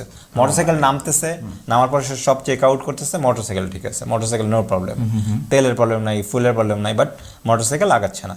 আচ্ছা তো 2-3 বার ট্রাই করার পর সে বুঝলো যে এটা আর সম্ভব হবে না, আচ্ছা কিছু একটা হয়েছে, ঠিক কিছু আছে, না কিছু তো হয়েছে। কিছু তো হয়েছে। তো সে ওয়েট করতেছিল কি করবে না করবে, সিগারেট ধরেছে ওইখানে, আচ্ছা ঠিক আছে, যে সিগারেট ধরাই বলে যে হাতে আগুন থাকলে অ্যাটলিস্ট ইনস্ট্যান্ট কিছু একটা আমাকে অ্যাটাক করতে পারবে না, ততক্ষণে হয়তো বা আল্লাহ জানে কোনো একটা ব্যবস্থা হয়ে যাবে। তো যত ধরনের দোয়া টোয়া জানতো, দোয়া টোয়া পড়তেছে, সিগারেট খাচ্ছে, ঠিক আছে, ভয় কাটাচ্ছে, স্ট্রং থাকার চেষ্টা করতেছে যে আমাকে প্যানিক হওয়া যাবে না, এইরকম। তো কিছুক্ষণ পর দেখতেছে যে ওই দিক থেকে একটা বাতি দুইটা আগাই আসতেছে, বড় বড় দুইটা বাতি। তো সে ওয়েট করতেছে আল্লাহ যেন কোনো গাড়ি হয়, হ্যাঁ, আমি যেন কোনো হেল্প পাই। আল্লাহ আল্লাহ করতে করতে তো দেখলো যে একটা পিক আপ যাচ্ছে, পিক আপ কাছাকাছি যখন আসলো একটা পিক আপ, তখন সে সিগন্যাল দিয়ে পিক আপটা থামায়। আচ্ছা পিক আপ থামানোর পরে দেখা যায় পিক আপের ভিতরে 3 জন লোক বসা, একজন ড্রাইভারের 2 পাশে 2 জন। আচ্ছা তো ও বললো যে ভাই আমার একটু হেল্প করা যাবে, আমি তো ঢাকার দিকে যাচ্ছিলাম, আচ্ছা তো আমার আসলে মোটরসাইকেল হঠাৎ করে স্টার্ট নিচ্ছে না, আপনি যদি এদিকেই তো যাচ্ছেন, আমাকে যতটুকু পারেন সামনে নিয়ে যেয়ে আপনি না মানে আপনারা যত দূর যাবেন আমার একটু নিয়ে যান। আচ্ছা মানে আমাকে ঢাকায় নিতে হবে এমন না, ও দরকার এই জায়গাটা থেকে ও লিভ নিতে চাচ্ছে এই মুহূর্তে। আচ্ছা আচ্ছা মানে ও আর মোটরসাইকেল চালাতে পারতেছে না, হ্যাঁ। স্টাক হয়ে গেছে এন্ড একটা হেল্প চাচ্ছে, রাইট, কোনোভাবে এখান থেকে সরে পড়তে চাচ্ছে। আচ্ছা আচ্ছা মানে এতটা এরকম হয়, কিন্তু নার্ভাস হয়ে গেলে মানুষ তো যেভাবে হোক ওই বিপদ থেকে যেভাবে নিস্তার পায়, হ্যাঁ এত কিছু জানি না, নিস্তার পেতে হবে। তো ট্রাকালা হচ্ছে ওই পাশের 2 জনকে বললো যে একটু বাইরে হেল্প করেন, মোটরসাইকেল একটু গাড়িতে তোলেন। বাই দ্য ওয়ে একটা কোশ্চেন আছে যে এই সময়টাতে রাত কেমন ছিল, তো একটা আনুমানিক রাত তখন বেশি না, 12টার কাছাকাছি হবে, কারণ ও ওই বাড়ি থেকে বের হয়েছে 10টার পর পরে, মানে 12টা একটা এরকম একটা, হ্যাঁ এরকম একটা সময়, এরকম একটা সময়। মানে মফস্বল দিকে কিন্তু এমনিতেই খুব একটা গভীর রাত হতে হয় না জেফি ভাই, হ্যাঁ দেখবেন যে হ্যাঁ একটা অন্ধকার চলে আসে, বা মানুষজন খুব কম থাকে রাস্তায়, হ্যাঁ ল্যাম্পপোস্টও খুব একটা থাকে না, আচ্ছা এরকম জায়গা। তো যখন ও ট্রাক মানে ওই 2 জন বলতেছে ভাই আপনি উঠেন, তো ওইটা হচ্ছে যে গিয়ার বক্সটা যেখানে ড্রাইভারের পাশাপাশি ওইখানে বসে এবং ওরা মোটরসাইকেলটা হচ্ছে পিক আপে তোলার পর ওই দুজন এসে ওর পাশে বসে। আচ্ছা, তো যখন পাশে বসে তখনও লক্ষ্য করলো যে ড্রাইভার এবং বাকি দুজন ওরা সবাই হচ্ছে পাজামা পাঞ্জাবি পরা, মাথায় টুপি।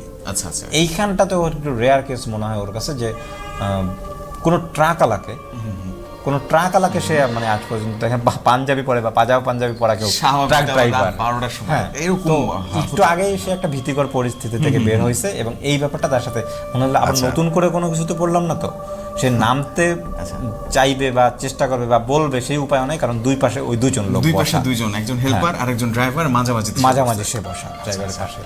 তো ট্রাক যখন স্টার্ট করছে তখন সে দেখলো যে একটা আতর টাইপের কিছু একটা ঘ্রাণ ভেসে আসতেছে। আচ্ছা আচ্ছা, ঠিক আছে। তো সে আবারও ধরে নিয়েছে মনে মনে যে আবারও কোনো বিপদে পড়ছে। তো যখন ট্রাকে স্টার্ট করলো তখন তার নাকে একটা ঘ্রাণ ভেসে আসতেছে, অনেকটা আতরের ঘ্রাণ, আতর বা আগরবাতি এই টাইপের একটা ঘ্রাণ ভেসে আসতেছে এবং সে মনে মনে ভাবতেছে যে আবারও কিছু তো পড়লাম, মানে আগরবাতি এটা তো পবিত্রতার লক্ষণ।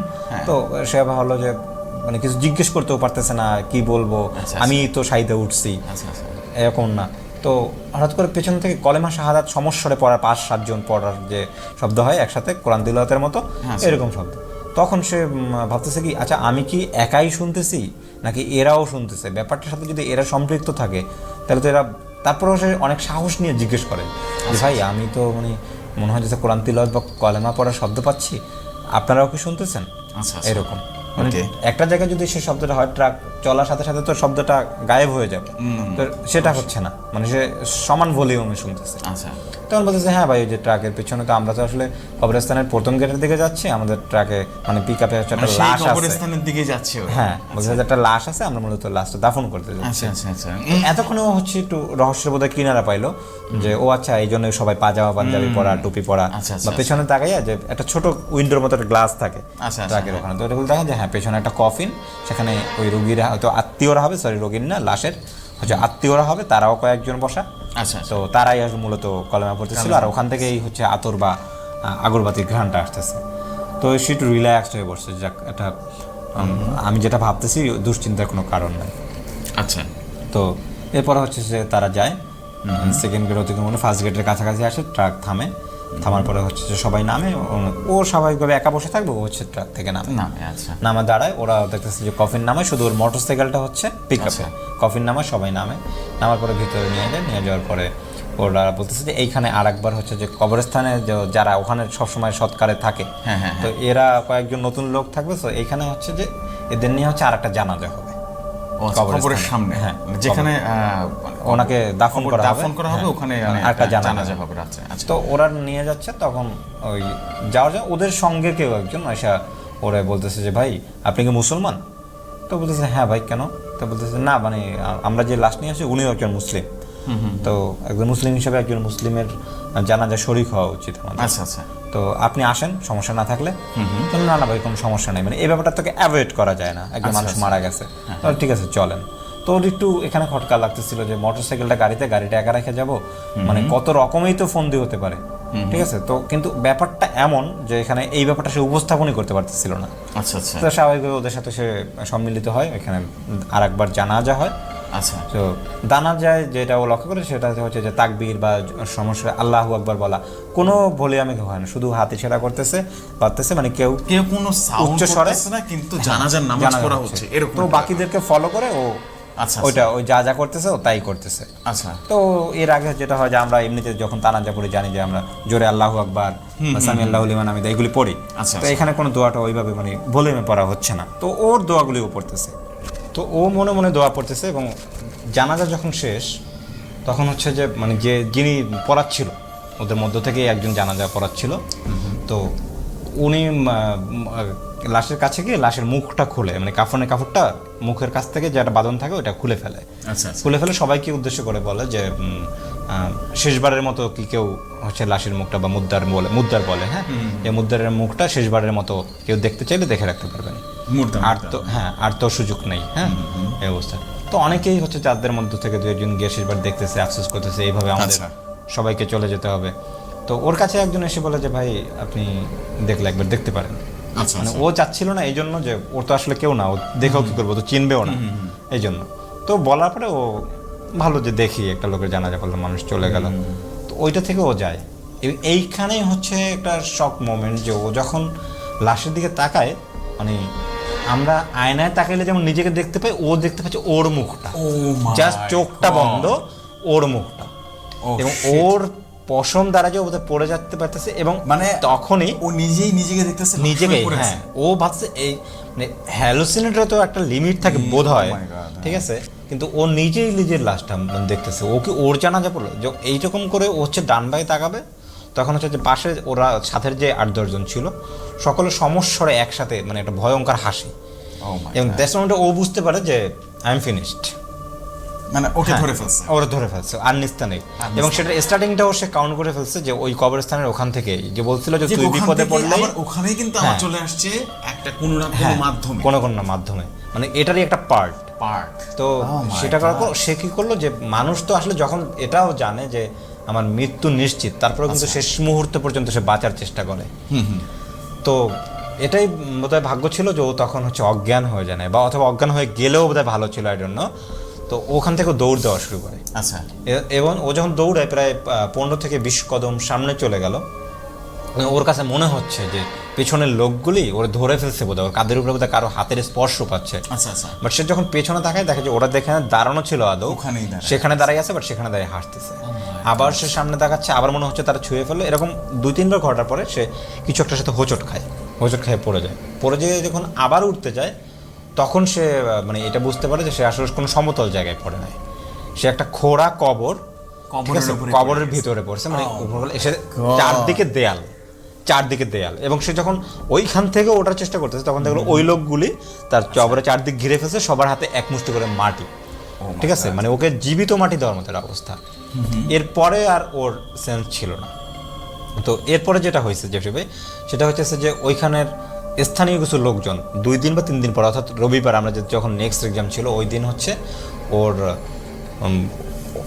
মানি ব্যাগ থেকে যেভাবেই হোক হয়তো নাম্বার কোনোভাবে নিয়ে হচ্ছে যে ফোন করতে থাকে র্যান্ডমলি গার্ডিয়ানদের কাছে। আচ্ছা ফোন করতে থাকে, এবং একটা ওর বাসায় যখন ফোন আসে, ওকে যে লোকগুলো পাইছিল তাই কোথায় পাইছে? তারা সকালবেলা হচ্ছে ওইখানের ফুটপাতের পাশে কোনো একটা গাছের সাথে, ওই কবরস্থানেরই পাশে। এইখানে একটু বিষয় আমি মানে ঘটনার খাতিরে একটু পরে বলতেছি, এখন বলতেছি না, ঠিক আছে। তো ওখানে যখন হচ্ছে যে ওই একটা গাছের সাথে মোটরসাইকেলটা পড়ে আছে, মোটরসাইকেলের কিছু অংশ বাঁকা হয়ে আছে, মানুষের রোড সাইডে অ্যাক্সিডেন্ট করছে নিজেই, এবং সে পড়ে আছে অচেতন অবস্থায়। তো তারা হচ্ছে যে তারা ওখানে নিকটবর্তী কোনো হাসপাতালে হয়তো নিয়ে যায়, এবং তার গার্ডিয়ানদের খুঁজতে থাকে, এবং তাহলে যখন ফোন দেয় তারা জানায় এরকম আপনাদের কি হয় এই ব্যাপার।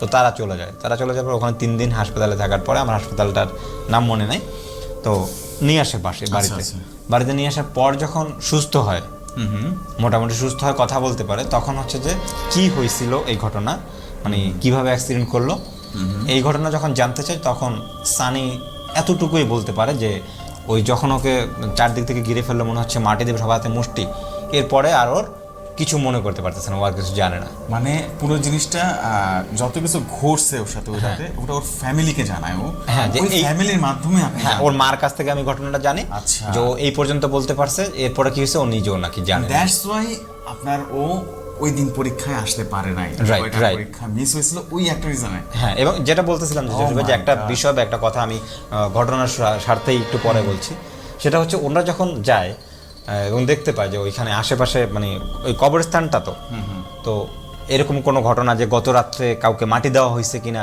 কিউরিওসিটি থাকে না কি হইলো এটা থাকে, কিন্তু জানতে পায় যে ওর আশেপাশে কোথাও কবরস্থান নাই। হোয়াট? ঠিক আছে, ঠিক আছে।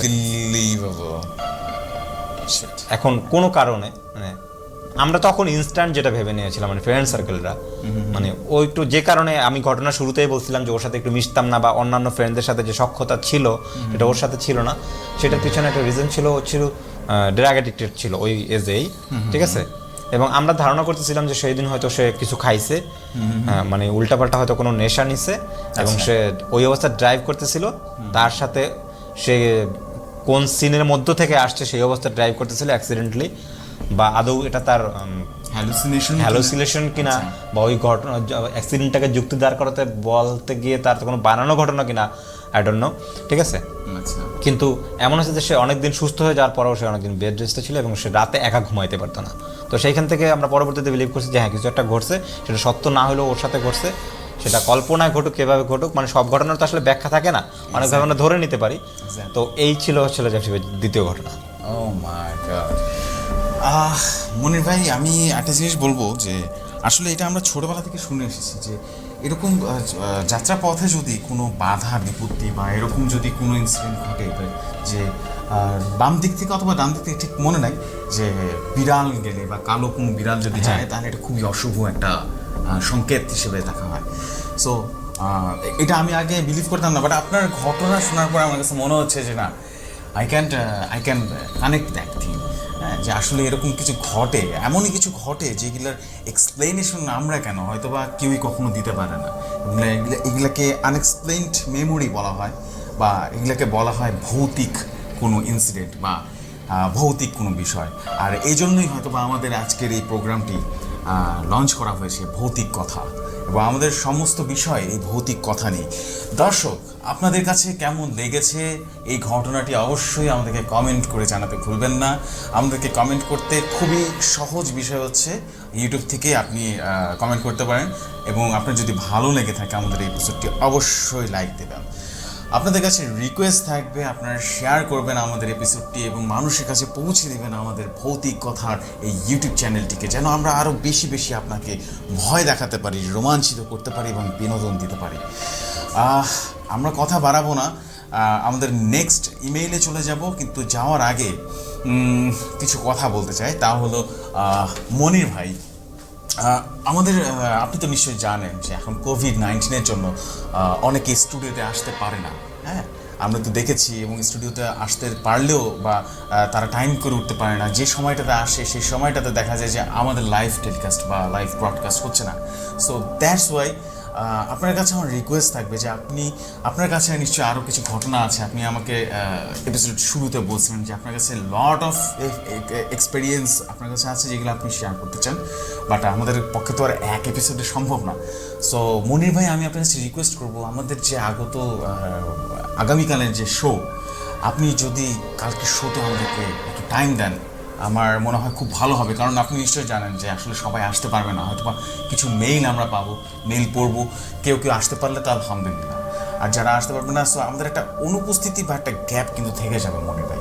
সো এটা আপনার কাছে আমার একটা রিকোয়েস্ট থাকবে যে আপনি যদি কালকে আমাকে একটু টাইম দিতে পারেন বা আমাদের এই অনুষ্ঠানে একটু সময় বের করে দিতে পারেন, তাহলে হয়তো বা আরও কিছু এক্সপিরিয়েন্স আমাদের শ্রোতা বন্ধুরা পাবে, এবং এর মাধ্যমে হয়তো বা আমাদের ভৌতিক কথা আরও বেশি অগ্রসর হবে। তো মনির ভাই, এটা কি সম্ভব আপনার পক্ষে? আপনি প্লিজ জানাবেন। আসলে আমার নিজের কাছে অনেক খুব ভালো লাগছে এই মুহূর্তে যে আমি ভৌতিক কথায় আরও একটি, এবং আপনাদের সম্ভবত এটাই প্রথম এপিসোড, অবশ্যই, এবং সেইখানে আমি জয়েন করতে পেরেছি, এবং রাত বলেই হয়তো আমার পক্ষে সম্ভব হবে, দিনে হলে আমি জানতাম না, আমি জানি না আসলে কি উত্তর দিতাম। রাত বলেই হয়তো আমি আপনাকে সময় দিতে পারবো, চেষ্টা করবো এবং সর্বোচ্চ চেষ্টা করবো আমি আবার। অবশ্যই লট অফ থ্যাঙ্কস মনির ভাই। আমার পার্সোনালি আপনাকে খুব পছন্দ হয়েছে, বিকজ আপনার ঘটনাগুলো এতটাই রিয়েলিস্টিক। আমরা ম্যাক্সিমাম টাইমে দেখি যারা ঘটনা বলে বা যারা ঘটনা পাঠায়, তাদের ব্যাপারগুলো এরকম হয় যে তারা ঘটনাগুলো অনেকভাবে মডিফাই হয়ে অনেক সময় অনেক আনরিয়েলিস্টিক মনে হয়, বাট আপনার ঘটনাগুলো এতটা রিয়েলিস্টিক ছিল, আমি নিজেও বিশ্বাস করে নিজে দেখেন আমার লোম পর্যন্ত দাঁড়িয়ে গেছে রীতিমতো। সো আমি চাইবো যে অবশ্যই আপনি যেহেতু থাকছেন, তো আমরা চাইবো যে আরও ভালো আরও কিছু বেশি গল্প, যেমন আজকে 2টি ঘটনা আপনি বললেন, কালকে যদি পাই আমরা 3টি ঘটনা আপনার কাছ থেকে জানবো, এবং এভাবে হয়তো বা আরও বেশি ঘটনা জানতে পারলে মানুষেরও অনেক ভালো লাগবে। আর ইনশাআল্লাহ আপনাকে যেহেতু আমরা কালকে পাচ্ছি, অসংখ্য ধন্যবাদ আপনাকে দেওয়ার জন্য। Thank you so much. তাহলে দর্শক ঠিক না, অ্যাকচুয়ালি শ্রোতা বন্ধুরা, আমরা দেরি না করে আমাদের লাস্ট ইমেলটি পড়ব বা লাস্ট ঘটনাটি পড়ব, যে ঘটনাটি আমরা কালেক্ট করেছি একটা আননোন সোর্স থেকে, এবং সেই ঘটনাটি যিনি পাঠিয়েছেন তিনি অবশ্যই আমাকে মানা করে দিয়েছেন যেন কোনোভাবেই তার নাম কোনোভাবেই যেন উল্লেখ করা না হয়, এবং তিনি কোথায় থাকেন এটা বলতে বলছেন, বাট আমরা তবুও বলবো যতটুকু সম্ভব ততটুকু আমরা উল্লেখ করব তিনি কোথায় থাকেন না থাকেন, এবং সেটা বলেই হয়তো বা ঘটনাটি আমরা শুরু করব। তো যা হোক, আমরা ঘটনায় চলে যাচ্ছি, তাহলে শুরু করা যাক আমাদের নতুন ঘটনা। ঘটনাটি খুবই ছোট, কিন্তু সেদিনের পর থেকে আমার জীবনের কয়েকটা কাজকর্ম একেবারেই পাল্টে দেয়। আমি গ্রামের ছেলে, মফস্বল শহরের একটা কলেজে পড়ার জন্য গ্রাম ছেড়ে মফস্বল চলে আসি। এখানে আমার এক কাকার বাসায় থাকতাম। যাই হোক, ছুটি ফাটা বা বৃহস্পতিবার কলেজ শেষে গ্রামের বাড়িতে চলে যেতাম। একদিন থেকে পরের দিন সকালে আবার চলে আসতাম ক্লাস ধরার জন্য। তেমন করে এক বৃহস্পতিবার আমি বাড়ির উদ্দেশ্যে রওনা হই। কলেজে ব্যবহারিক ক্লাসের জন্য কিছু কাজ থাকায় বের হতে একটু দেরি হয়ে যায়। ঠিক 5টার দিকে বাসে উঠি আমি। বাড়ি 1 ঘন্টার রাস্তা, অর্থাৎ সব কিছু ঠিকঠাক থাকলে আমি 6টার দিকে গ্রামের রাস্তায় পৌঁছে যাব। বলে রাখা দরকার, তখন শীতকাল ছিল। যারা গ্রামে থাকেন তারা জানেন শীতকালের গ্রামের হাটে যাত্রাপালা, নাটক ফাটক বেশি হয়। আমি যখন গিয়ে বাস থেকে নামি তখন সন্ধ্যা হয়ে গেছে। রাতের আলোতে দেখলাম গ্রামের বাজারে শহর থেকে একদল নাট্যকর্মী গেছে। সাংস্কৃতিক অনুষ্ঠানের প্রতি ছোটবেলা থেকে আমার বেশ ঝোঁক ছিল। অনুষ্ঠান দেখলাম প্রায় 2 ঘন্টা দাঁড়িয়ে দাঁড়িয়ে। রাত তখন 8:30 বাজে প্রায়। আর দেরি করলে মা তো চিন্তা করবে। বলে রাখা ভালো, তখনও আমার গ্রামে মোবাইল এত একটা জনপ্রিয় ছিল না, তাই চাইলেও আমার মাকে ফোন করতে পারতাম না। অজ্ঞতা বাড়ির দিকে রওনা দেয়। বাজারের সব মানুষই তখন নাটক দেখছিল। পথে চলতে চলতে লক্ষ্য করলাম প্রায় সব দোকানই বন্ধ করে দোকানিরা গেছে নাটক দেখতে। এমনকি হাঁটার পথে কারোর সাথে যাব এমন মানুষও দেখলাম না। মাথার উপর বিরাট একটা চাঁদ। বিসমিল্লাহ বলে হাঁটা দিলাম। আমাদের বাজার থেকে বাড়ি প্রায় কয়েক মাইল। হেঁটে যেতে 20 মিনিটের মতো লাগে। আমি নিজের মনে গুনগুন করতে করতে হাঁটতে লাগলাম। মিনিট 5 হেঁটেছি। এমন এক সময় রাস্তার পাশে ঝোপ থেকে খসখস আওয়াজ পেলাম। প্রথমে ভেবেছিলাম মনের ভুল, পাত্তা না দিয়ে হেঁটে এগুতে লাগলাম একটু একটু করে। মিনিট খানেক পর সব চুপচাপ। এরপর আবার রাস্তার পাশে কেমন যেন খসখস শব্দ হলো। এবার খানিকটা ভয় পেয়ে গেলাম। রাতের বেলাতে শিয়াল চলাচল করে। একা মানুষ পেলে নাকি এরা আক্রমণ করে বসে। শিয়াল তাড়ানোর জন্য গ্রামের মানুষ টর্চ লাইট, দিনের পক্ষে আগুন নিয়েও ঘুরে। আমার কাছে তার কিছুই ছিল না। কি করা যায় তাই ভাবছিলাম। এই অবস্থায় যথাসম্ভব মাথা ঠান্ডা রাখতে হয়। সাহস হারালে ক্ষতি হয়। মনের সব জোর একত্রে করে হুর হুর হুস হুস বলতে লাগলাম। একটা দুটো হলে হয়তো গলা শুনেই চলে যাবে, এই ভেবে এমন করা হলো। ঝোপের পাশের আওয়াজটা থেমে গেল। হঠাৎ করে যেন চারপাশে নেমে আসলো একেবারে শুনশান নীরবতা। আমার স্পষ্ট মনে আছে সেই ক্ষণটা। ঝোপের পাশ থেকে সাদা কাপড় পরা একটা মহিলা বেরিয়ে এলো। তার উচ্চতা সাধারণ মানুষের দ্বিগুণ হবে কমপক্ষে। প্রথমে ভাবলাম আমি বোধহয় চোখে ভুল দেখছি। আমি ভালো মতো চোখটা কচলাম, কিন্তু চেহারার দিকে তাকাতেই মনের ভুল ভাঙল। চাঁদের আলোতে চারপাশ পরিষ্কার দেখতে পাচ্ছি। সে আলোয় দেখতে পেলাম বিভৎস এক মুখ। চোখের জায়গাটা গর্ত, চোখের কোনো মনি নেই। কপালের মাঝখান বরাবর দগ দগ ঘায়ের মতো। সেখান থেকে একটা চোখ জল জল করে তাকিয়ে আছে আমার দিকে। হাতগুলো শরীরের দিকে কেমন যেন বাঁকা হয়ে আছে, অনেকটা পোলিও আক্রান্ত মানুষের মতো। চিকন চিকন হাত। মুখ ঘুরে আমার চোখ আসলো মহিলার পায়ের দিকে। দেখলাম পায়ের পাতা পিছনের দিকে বাঁকানো। আমার আর বুঝতে অসুবিধা হলো না যে আমি খুব ভয়ঙ্কর কোনো কিছুর পাল্লায় পড়েছি। যেন ও আমার মনের ভাব বুঝতে পেরেই আমার দিকে তাকিয়ে কুৎসিত একটা হাসি দিল সেই মহিলাটি। এরপর মাথাটা নিচের দিকে দিয়ে পা শরীরটাকে হেঁচড়ে হেঁচড়ে আসতে লাগলো আমার দিকে। আমার এদিকে ভয়ে দম বন্ধ হয়ে যাবার মতো উপক্রম। প্রাণপণে চেষ্টা করছি সূরা কালাম পড়ার, কারণ মা বলতো এসব আশেপাশে দেখলে সাথে সাথে সূরা পড়তে হয়, সূরা পড়লে এগুলো চলে যায়। কিন্তু বিশ্বাস করুন, অজানা এক ভয়ে আমার তখন বেহুশ হওয়ার মতো অবস্থা। কোনো সূরাও তো মনে আসছিল না। নাউজুবিল্লাহ বলতে বলতে চিৎকার করে শক্তি হারিয়ে ফেললাম। নিজেকে বাঁচানোরও কোনো আশা দেখছিলাম না। মহিলাটা এগিয়ে এসে এক হাত দিয়ে আমাকে ধরতে নিল, কিন্তু আমাকে আশ্চর্য করে দিয়ে আমাকে ধরার সাথে সাথে ধুত টাইপের একটা আওয়াজ করে ছিটকে পিছিয়ে চলে গেল। আমি কিছু বুঝে পেলাম না। দেখলাম সেই মহিলাটি আতঙ্কিত হয়ে আমার গলার কাছ থেকে আল্লাহু লেখা তাবিজটি দেখে তাকিয়ে আছে। আমি দেখলাম মহিলাটি আতঙ্কিত হয়ে আমার গলার সেই তাবিজটির দিকে তাকিয়ে আছে, যেই তাবিজটিতে লেখা আল্লাহু। ঘটনাটা বুঝতে আমার 2 সেকেন্ড সময় লেগে গেল।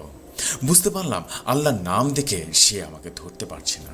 মনে মনে আল্লাহকে আমি ধন্যবাদ দিলাম। মা বলতো